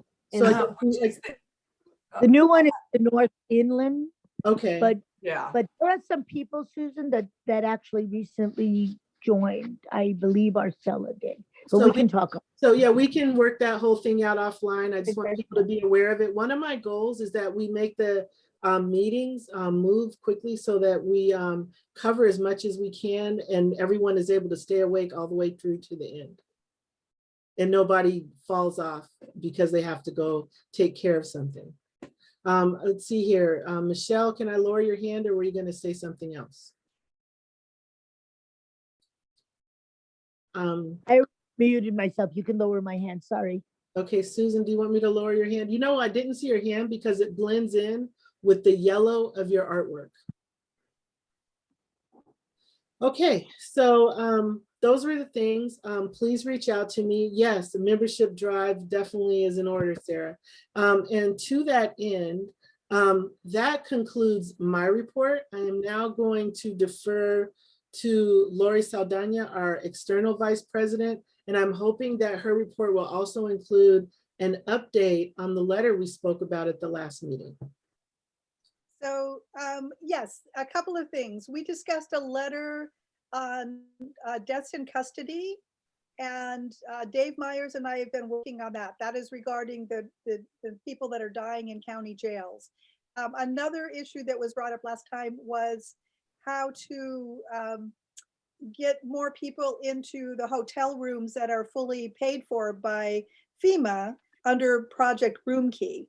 And it's been a bit of a moving target because those of us who have tried to reach out to the city and the county on why they're not putting more people into these hotel rooms have been told conflicting and contradictory information. We cannot get a clear response. And they've actually reduced the number of available rooms, and they've been announcing that they're closing down the program because they don't have the staffing to provide counseling services for people. So what I had intended was to reach out to members and have you call offices to encourage them to open more hotel rooms for people who are unsheltered, but there's no office to really call. The ones that we have contacted have basically said that they're not expanding the program, and in fact, they're starting to close down the program. Now, some of you may have heard of the 3 people who were killed today. They were seeking shelter under a bridge near City College. A car lost control. 3 people were killed immediately. Others are in the hospital in critical condition. I think it's time to start pressuring once again. We shouldn't wait for people to literally die on our sidewalks. before we put them into hotel rooms. So I don't have a direct request of members because we can't identify what office is responding to those requests. On the deaths in custody, Dave Myers, who ran for county sheriff a few years ago, he and I have put together a presentation and a sample letter. We're circulating it around to other Democratic clubs. And what I would propose is at the next meeting that we present that to the members and get a letter that we could submit requesting the Joint Legislative Audit Committee in Sacramento investigate the deaths of people in custody. And there are other clubs that are doing that as well. And I think the more pressure we can put on the members of that committee for an investigation, the more it increases the chances of an actual investigation taking place. So those were the two projects that we've been working on over the last few weeks since our last meeting. And I'll work on having a presentation along with Dave for the members at our April meeting. Okay. Does that conclude your report? And that's the end of my report, yes. Okay. Were there any questions? Yes, I just had a comment. Hi, Lori, it's Brett. Hi, Brett. Hi. Did you try to contact the regional task force on the homeless? So I didn't personally. I was reaching out to the elected officials at the county and the city level. I asked another person who actually volunteers, and I think he's a member, and he wasn't able to get much information on this either. If you want to talk offline, if you have a person to reach out to, we can try that. But it's been a very frustrating few weeks, I have to say. Okay. All right, thanks. Michelle?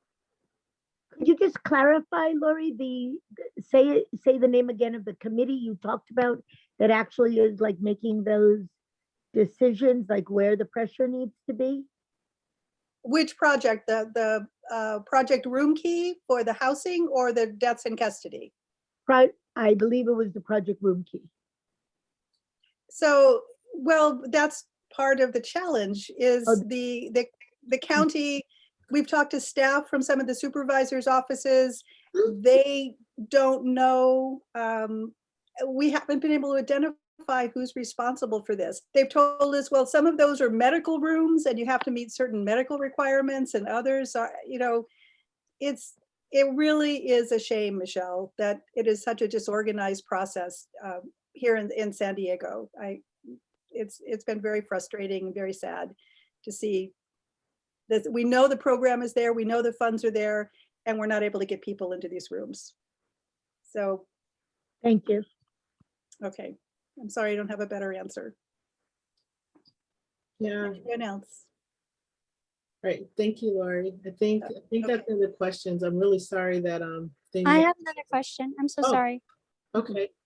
I didn't have my hand up. My apologies. My name is Mishkan. I just wanted to ask Lori, did you try calling the mayor's office, and what did they say about in response to the lack of direction for being able to have these questions answered about the homeless issue? The city has deferred to the county. And now within the last week, Todd, Gloria, and others have said, as they start phasing out the convention center, they will look to put people into the hotel rooms.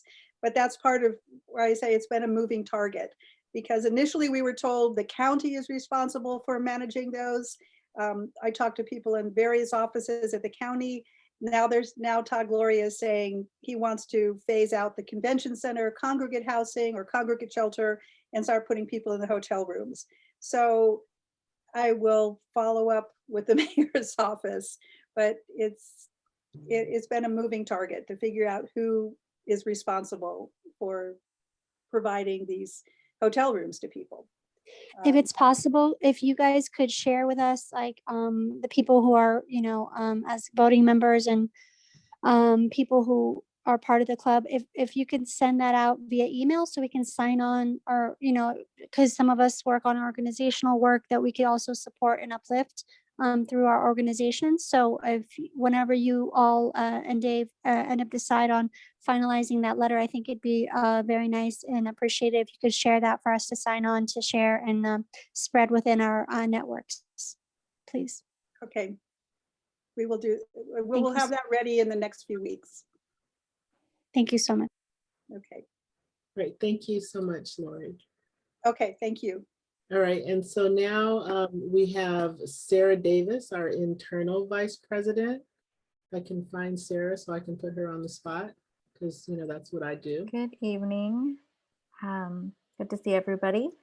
I don't have much of a report today. I am excited to move on to this internal vice president role and really focus on two sides. What is up with our existing membership? So what are everybody's priorities? What is going to bring people into these meetings? Like what are their the types of programming that people would like to see, and also what would inspire people to bring a guest who might then become a member. And I now see that we might need to focus North County Inland first. So I'm happy to work there and work with our membership chair to make sure that we're getting the best representation for this club in all of the areas where we're allotted various representatives to vote on party issues and to make our voice heard in the community. So anybody who's interested in working on that internal kind of club building, membership, reinforcing work, feel free to reach out to me and I'm happy to do some brainstorming. All right, thank you very much, Sarah. Does that conclude your report? It does, thanks. All right, awesome. Let's see here. So now we will go to Kathy Hyatt. Kathy, do you have anything that you would like to report this evening? I do not. Oh, okay. That was quick. Rosamond Blevins, membership chair, do you have anything that you would like to report this evening? I do. I want to tell you how much money we have in the bank. We have $2,643.24. We spent $499 that we donated to the San Diego Food Bank last month. And we also did a donation, $100 to the United College Fund. That was for those tickets that you are able to, that event that you are able to go to, that gala. At this point, we have 167 members in the club. And that's a moving target because we have some members that drop out and some that come in. It is down from the 200 that we had before COVID. And that just makes sense. There's a lot of members that have dropped out. Zoom has been a little complicated for some individuals. I've had members say that they want to stay as members, but they don't like the Zoom. They're waiting for us to have an in-person meeting, which I think all of us are waiting to have. Actually, all of us are waiting to have. So that is my report. I want to thank all the members. I want to thank all the new members for coming in. And it would be great to be able to meet them in person. And we will be able to do that in time. Thank you. I want to make a correction. Rosamond is Director of Membership and Treasurer, in case anyone wasn't aware of that. So now, Jen French, do you have anything that you would like to report? Hi, everyone. I am so excited. I'm in a brand new position. As you all know, you just created it recently with the bylaws update. So I haven't been connected with anything yet, but I'm really looking forward to using communications and social media to both engage our current membership and also to try to get those new members. I'm also really excited to update the website, and I welcome any ideas that you might have about ways to engage on social media or the website, or how we can use our communications to continue to serve and grow our members. So that's my report. Hopefully I will have much more to report back next month. Great, thank you. All right, so now let's see here. Brett Fisher, did you have anything that you wanted to report this evening before we bring in whoever's going to replace you? No, I can lower my hand. Okay. Nicole Jones, I don't know if you're here. I'm just going through the list. Dr. Rebecca Fielding Miller. All right. And then Yvonne Elkin, I believe you may have something that you would like to report or discuss. I do. So somehow, some way, I ended up being the endorsement chair again. So we are going to start working or get ourselves to start planning for the 2022 election cycle. So I am looking for volunteers. I have already reached out to some of my former committee members, and some of them are going to stay. But I'm going to put my, my email address in the chat. So if you are interested in being a member of the endorsement committee for the 2022 election cycle, we'd love to have you. And that's it for me today. Okay, thank you so much, Yvonne. And so now, let me go back to the agenda. Sorry, I'm looking at different screens. The old business we had, I think, was covered in Lori Saldana's report. Do we have any new business that I didn't think of? Okay. So do we have announcements? I see that Dr. Tiffany Boyd Hodgson put an announcement in the chat. Would you like to make your announcement? Everyone who has announcements, please raise your hand and we'll go through the order. Sure, thank you. And I apologize, I wasn't sure if I was going to get the opportunity, so I just stuck it in the chat. But so under the leadership of Dr. Luana Richmond, I am one of the representatives for the Candidate and Evaluation Committee. And I'm the North Area Inland, one of the two representatives. It's myself and Jimmy Karam, who ran for school board in Poway. And we, as part sort of tangential to our duties, our administrative duties as the Candidate Evaluation Committee, we are also going to be hosting a series of information sessions and training for anyone that is considering running for office. Even if you don't know what you want to run for, even if you're not sure if you want to run, this is a great opportunity to come and ask some really hard questions of people that have been through it very recently in North County, in San Diego, and we will answer all of your questions honestly. And we'll give you some homework to think through to sort of determine if it's something that you really want to do. March 27th, 9 a.m. You can RSVP in the chat. It's easy. It's a bit.ly run 2022. I hope to see you there. Thank you. Thank you, Tiffany. Nadia Keen Ayub. Hi everyone, Nadia Keen Ayub, she, her, hers. I am here. I'm the president of the East Lake Bonita Democrat Club, but more important, I am part of the community outreach committee that was newly formed for the Democratic Party. Part of our community outreach is reaching out and making sure that people know that candidates really care about the community. One of the things that we have upcoming and we're working on in the South Bay, we're making calls to seniors so that they know where the super center is located, and to give them a phone number that the city of Chula Vista has set up so they can easily make dates. If you'd like to get involved with that, or we're going to roll it out as well into other area codes, you can go ahead and contact me. I'll put my email in the chat and that way you can do it.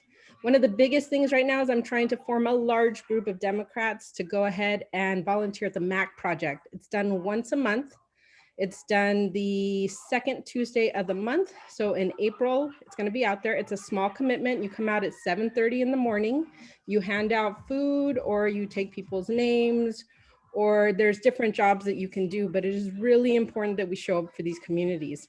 Last time they started at 9 a.m. and they were out of food by 10:30.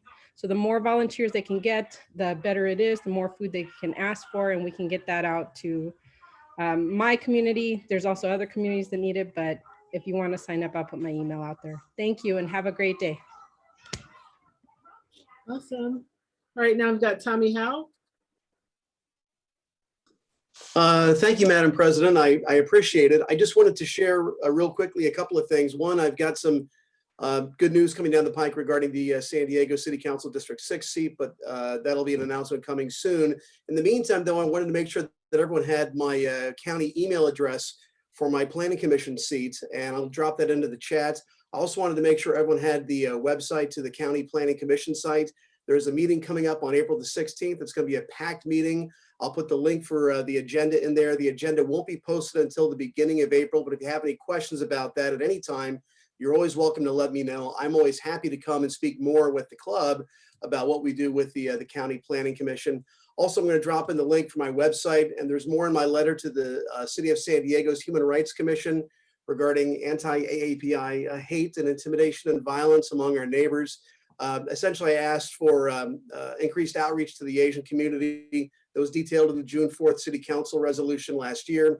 Begin holding meetings with neighborhood organizations so additional individuals can come forward and speak about potential incidents of hate and intimidation or violence that may have gone unreported, and make police and fire and first responders part of this discussion about the potential for language barriers and linguistic misunderstandings and cultural misunderstandings that could dissuade some of our AAPI neighbors from, especially our elderly AAPI neighbors, from coming forward and reporting an incident to police. So I'll drop all of that in the chat, and thank you. I appreciate your time, and happy to announce I just renewed my membership with the Democratic Women's Club. So it's good to be here. Thank you so much. Michelle Krug. Hi, I'm wearing my Region 20 Regional Director hat. Anybody who is a delegate to the upcoming California Democratic Party convention, which is taking place April 29th through May 2nd, now is the time to go ahead and register. So you have until April 21st, but don't put it off. And if you need to ask for a waiver, that is an option. Just be very specific whether you're asking for your registration fee and or your dues to be waived, because already people are having some complications because they weren't specific. So, and I'm happy to walk anybody through that. It's just at the condemn.org website, the delegate portal. Also, obviously, Assembly District 79 is in full swing with the special election. April 6th is the special election. If anybody is in that district, please make sure you've gotten your ballot. You should definitely all have ballots by now. And make sure you fill it out, return it, drop it off, or actually go into the polling place on April 6th. If one person gets 50% plus one of the votes, then it will be finished on April 6th or from that election. If not, there'll be a second election, a runoff on June 8th. And the again, for the California Democratic Party, I will be holding a Region 20 meeting that everybody is invited to. I know Luana has the link. You are more than, I would love you to share it with the club. And just anybody is welcome to see and hear the 11 candidates so far that are running for CDP officer positions, from chair, the vice chair positions, secretary and controller. So, so anyway, that's gonna happen, I'm sorry, on Sunday, this Sunday at 3 p.m., starting at 3 p.m. Amy Admire from the Rincon Reservation will be doing a land acknowledgement. We'll be doing about 20 minutes of actual business, talking about the convention, resolutions, legislation, volunteer opportunities at the convention, etc. And then we'll be going into the forum. And feel free again to contact me if anyone, John, if you want to put my phone number in the chat, that would be great. 619-888-4974. And thank you for your dedication.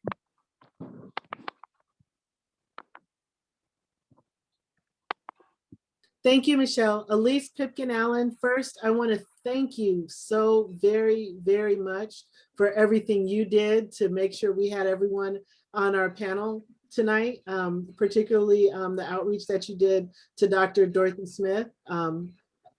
You're a genuine treasure. And also you had your hand up. I know that you like to raise your hand this way. So I just switched I to that did. with you. So please. Well, I did because I was trying to raise my hand up officially, but it kept going down. And both Dr. Smith and Leah are my great friends, and they always say yes right away when I call and ask them for something. And I do Of the course. same thing. I'm confused. Now, I want to make a motion. Is this a time to make a motion? Go for it. I want to know if the club has already made a donation or bought tickets for the Women's Museum Hall of Fame. We have not. And I want to make a motion that since we have not, that we do, that we either buy tickets or just make a donation. And I move that we buy tickets or make a really nice donation to the Women's Museum Hall of Fame. This is Jen French. I second. Okay. Let's try to keep it simple. All in favor, say aye. Oh, wait. Aye. Aye. Aye. Aye. I hate to interrupt, but how much of a donation, Elise? What amount of money are you talking about?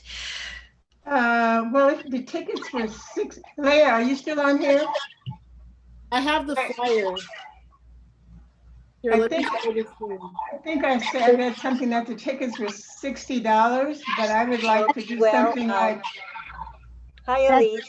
I'm here. So the tickets are pay what you can, and the suggested 25, but you can be a sponsor for as low as $60 or $120. So it might be nice if you're a sponsor, you'll actually get some recognition in the program book. So I personally became a $60 sponsor. Okay, I move that we donate $120. I second that. Okay, so now that we've got the motion cleaned up, Doug, is that clean enough or do we need to, are we okay procedurally? That sounds fine. Okay, so all in favor, say aye. Unmute. Aye. Aye. Aye. Elise, can you please send me the link so I can make sure that payment gets done? No, I can't, but maybe Leah can. Leah, can you just put it in the chat for me and I'll make sure that we get that payment out? Thank you. I can definitely do that. I'll do that right now. Thank you. Okay, so are there just, for kicks and giggles, is there anyone who's opposed? All right, cool. Just, have to, do this right. Even, I can't let my bias lead the club, right? So now let's get back in order here. I see I also have another motion. Oh, okay. Yes. I move that we make a donation to the County of San Diego Commission on the Status of Women, if that's legal, Leah. For what purpose? The Commission on the Status of Women and Girls. It is legal, and we actually were starting a Friends of the Commission because we have no money, and so we try to promote things and get the word out. And our website is atrocious. You think your website is bad, so so actually that is something that we are in need of, especially because the county gave all their money to COVID last year, so we couldn't get any county funding for the symposium and all that stuff. So I move that we give the Commission on the Status of Women and Girls $120.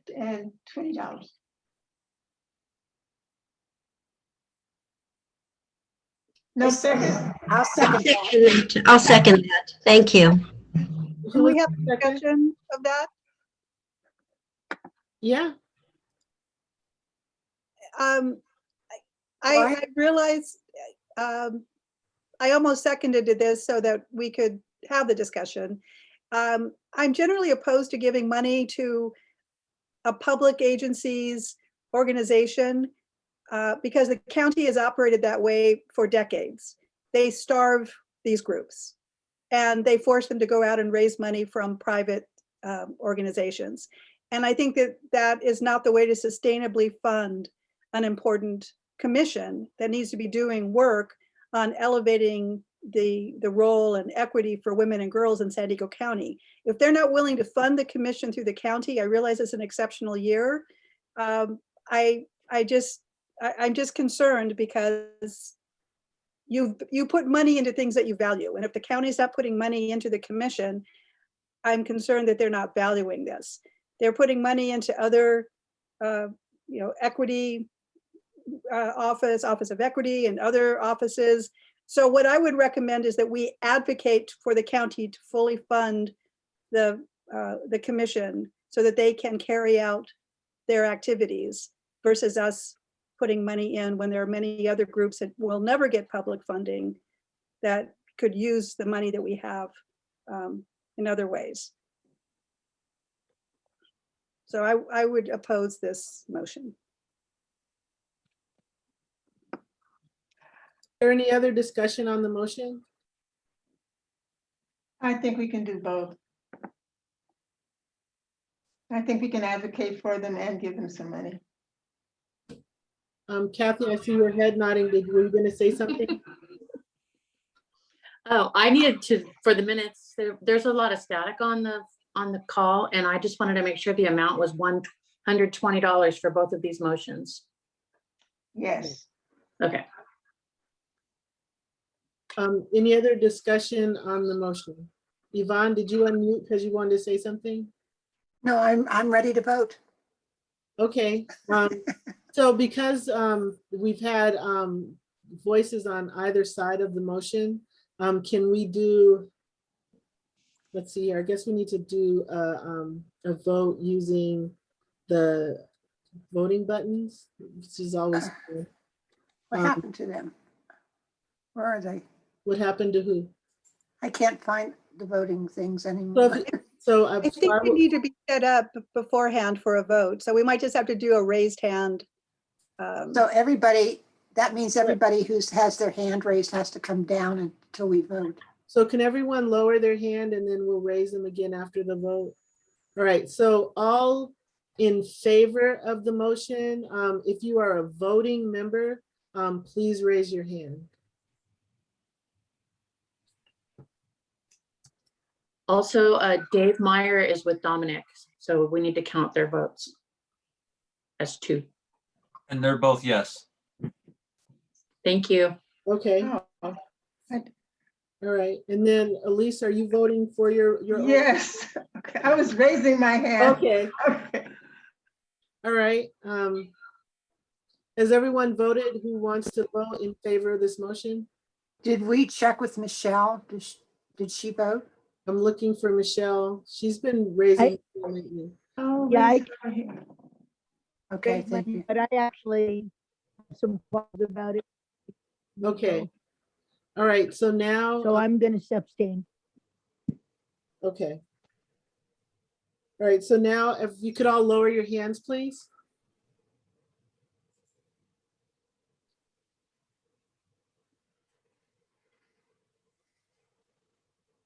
Kathy and.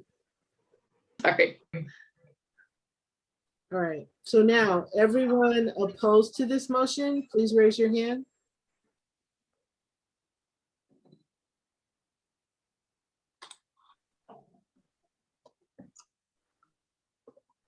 Has everyone voted who wants to vote? Does anyone need any assistance? The motion carries.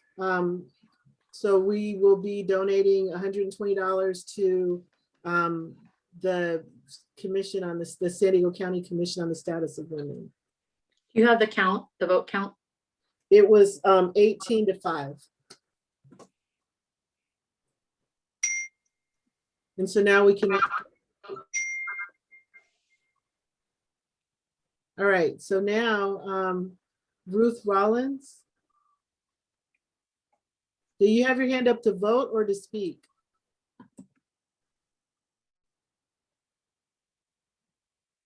Okay, Meshkin. Thank you so much. Did I you said pronounce your name properly? Okay. yes, Meshkan. Yeah, that's right. Okay. Thank you so much, Chair. I appreciate this, and I'm so happy to see everybody on the call, and thankful that everybody's healthy here joining us. I just wanted to share that we are, so my organization, Borderlands for Equity, is a pro bono civil rights nonprofit based here in East County, and we are actually collaborating with an organization called the Feminist Front. And what we're doing is on Thursday, we're going to be having a Zoom webinar about the Equal Rights Amendment that has come before Congress. And it's before Congress right now. And the next 2 days, we need people to be, calling in to their representatives as well as writing if possible. And we have our ERA, our Equal Rights Amendment workshop with the Feminist Front, a nationwide feminist organization doing a lot of the mobilization for this. The webinar is on Thursday at 7 p.m. So I'll drop the link in the chat box and would love to see as many of you as possible join us. And hopefully, because I know all of you are very, very mobilized already, you can call your representatives and push for the Equal Rights Amendment ratification. And we can give you updates about what happens with that in the coming months. Thank you so much. Thank you so much. It's very timely considering our program today. I see Kenya Taylor. Hi, yes, thank you so much, Dr. Richmond.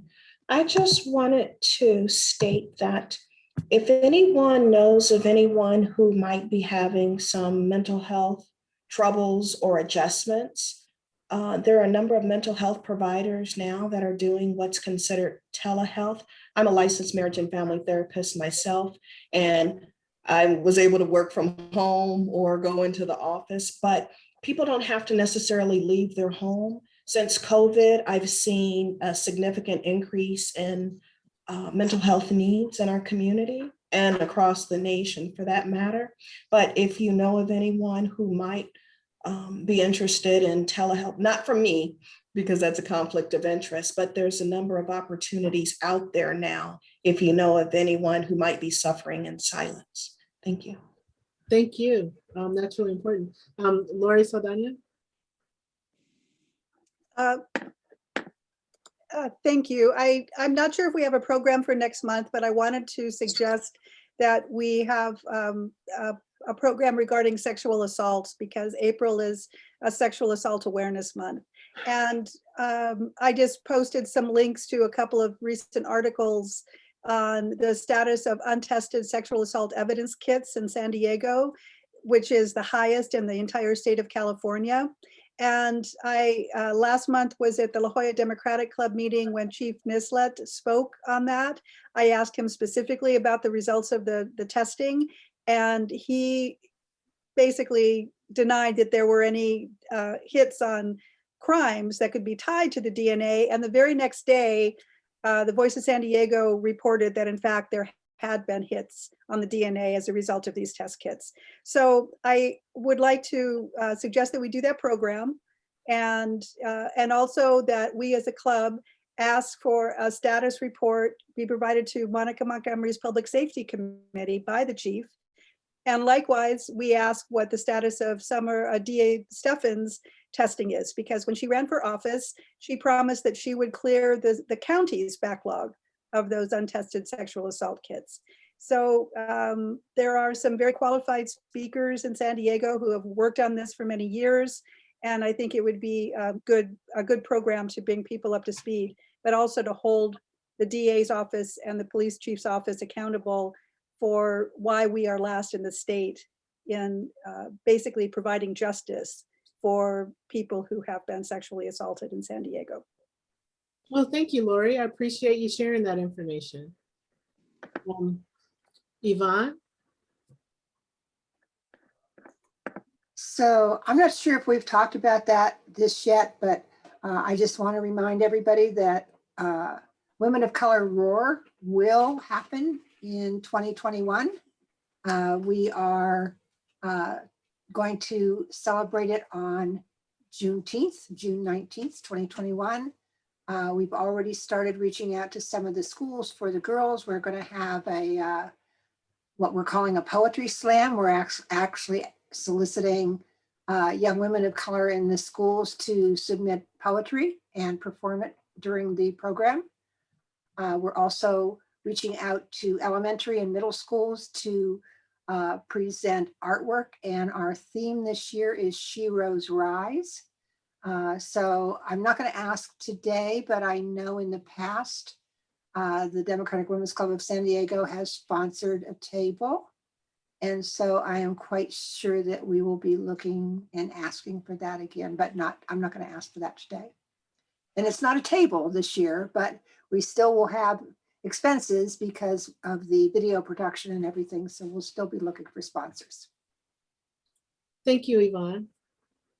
Sonara Kidwell, your name is longer than the square. It's okay. It's okay. Sonara is fine. I'm the only one. Okay. Yeah, I had spoken to the Women's Club a few months ago, and I'm working on an effort to do campaign finance reform. Last year, my big thing was trying to get Trump out of office because that was the house on fire. But now we've got to rebuild the house. And the problem is, no matter who's in power, whether it's Democrat or Republicans, corporate interests seem to win. It's why we can't have a higher minimum wage. It's why we're still dealing with so many environmental issues. It's why healthcare is so expensive, because corporate profits hold more of a sway over our elected officials than the interest of voters. And that's because the Supreme Court has affirmed multiple times, most famously with Citizens United, that corporations can spend unlimited amounts of money on any race they choose as long as it's independent. So any outside organization can spend as much money as they choose. And that drowns out the voice of voters. When you have Uber spending, millions of dollars, that's why Prop 22 passed. So many examples, but it's not even their money. So Amazon is a trillion dollar company. It has more money than the GDP of most nations, and it's not money that people want to have spent on suppressing the minimum wage, but they have the ability to go in there and do that.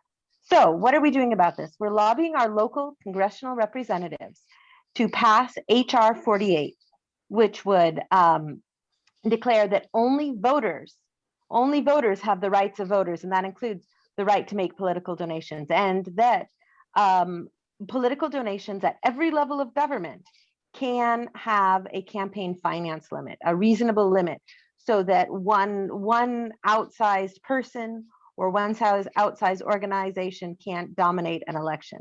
So that's HR 48. And the way we're doing it is we've gotten constituent groups together here in San Diego, and we're going to Scott Peters, we're going to Mike Levin, we're going to Juan Vargas and Sarah Jacobs, and we need more people to join us. So we're setting up these meetings, and the more constituents we can have in the room saying, hey, this is important to me, the better. So I'm going to put the information in the chat if you'd like to join us. We especially need people in Mike Levin's district and in Juan Vargas's district. And also the other thing the Democratic Women's Club can do is pass a resolution saying that you support campaign finance reform, overturning Citizens United, and revoking corporate personhood. So with that in mind, I'll put in the chat as well a model resolution.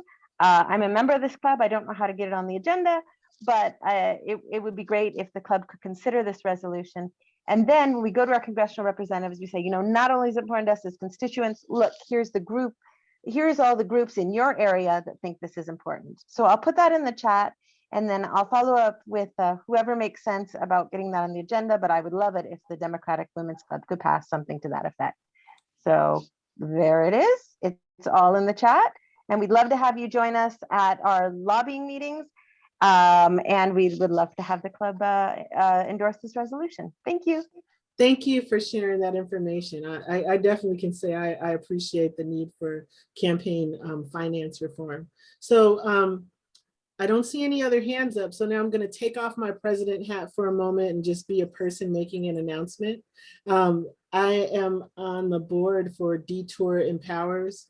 And I just wanted to make sure everyone knew that the Fancy Expo will be taking place hybrid, basically on April 24th. And I want to ask all members to consider supporting in whatever way they can.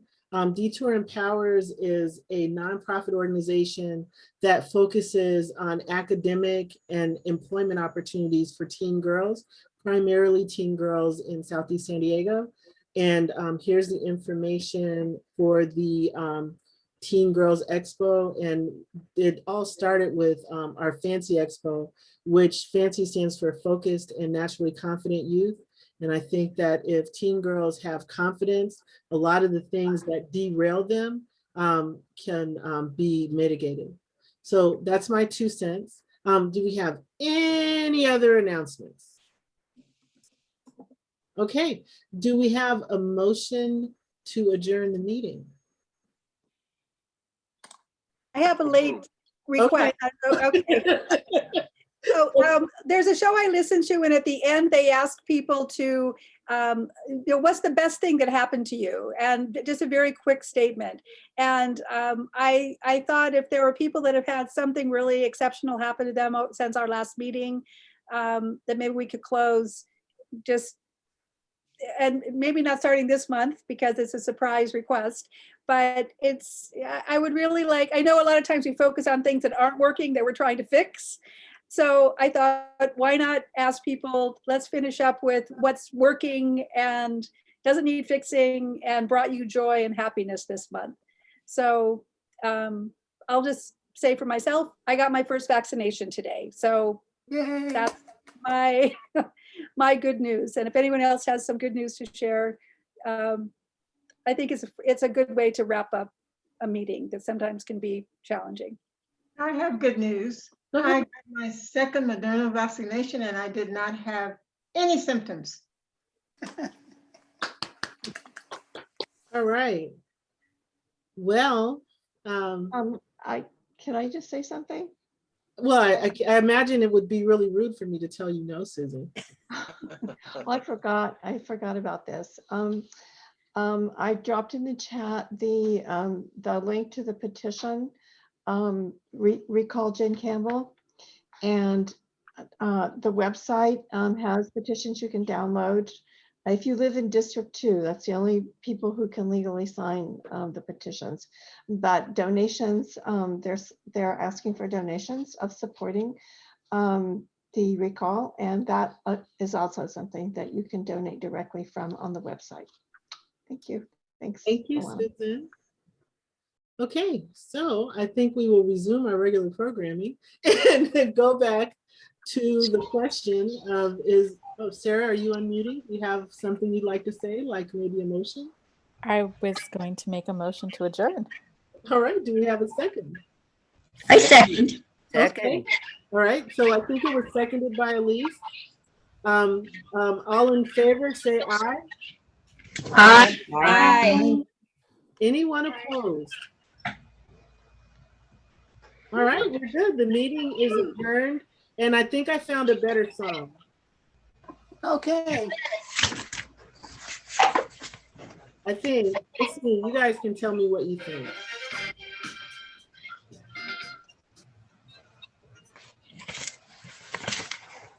Share sound.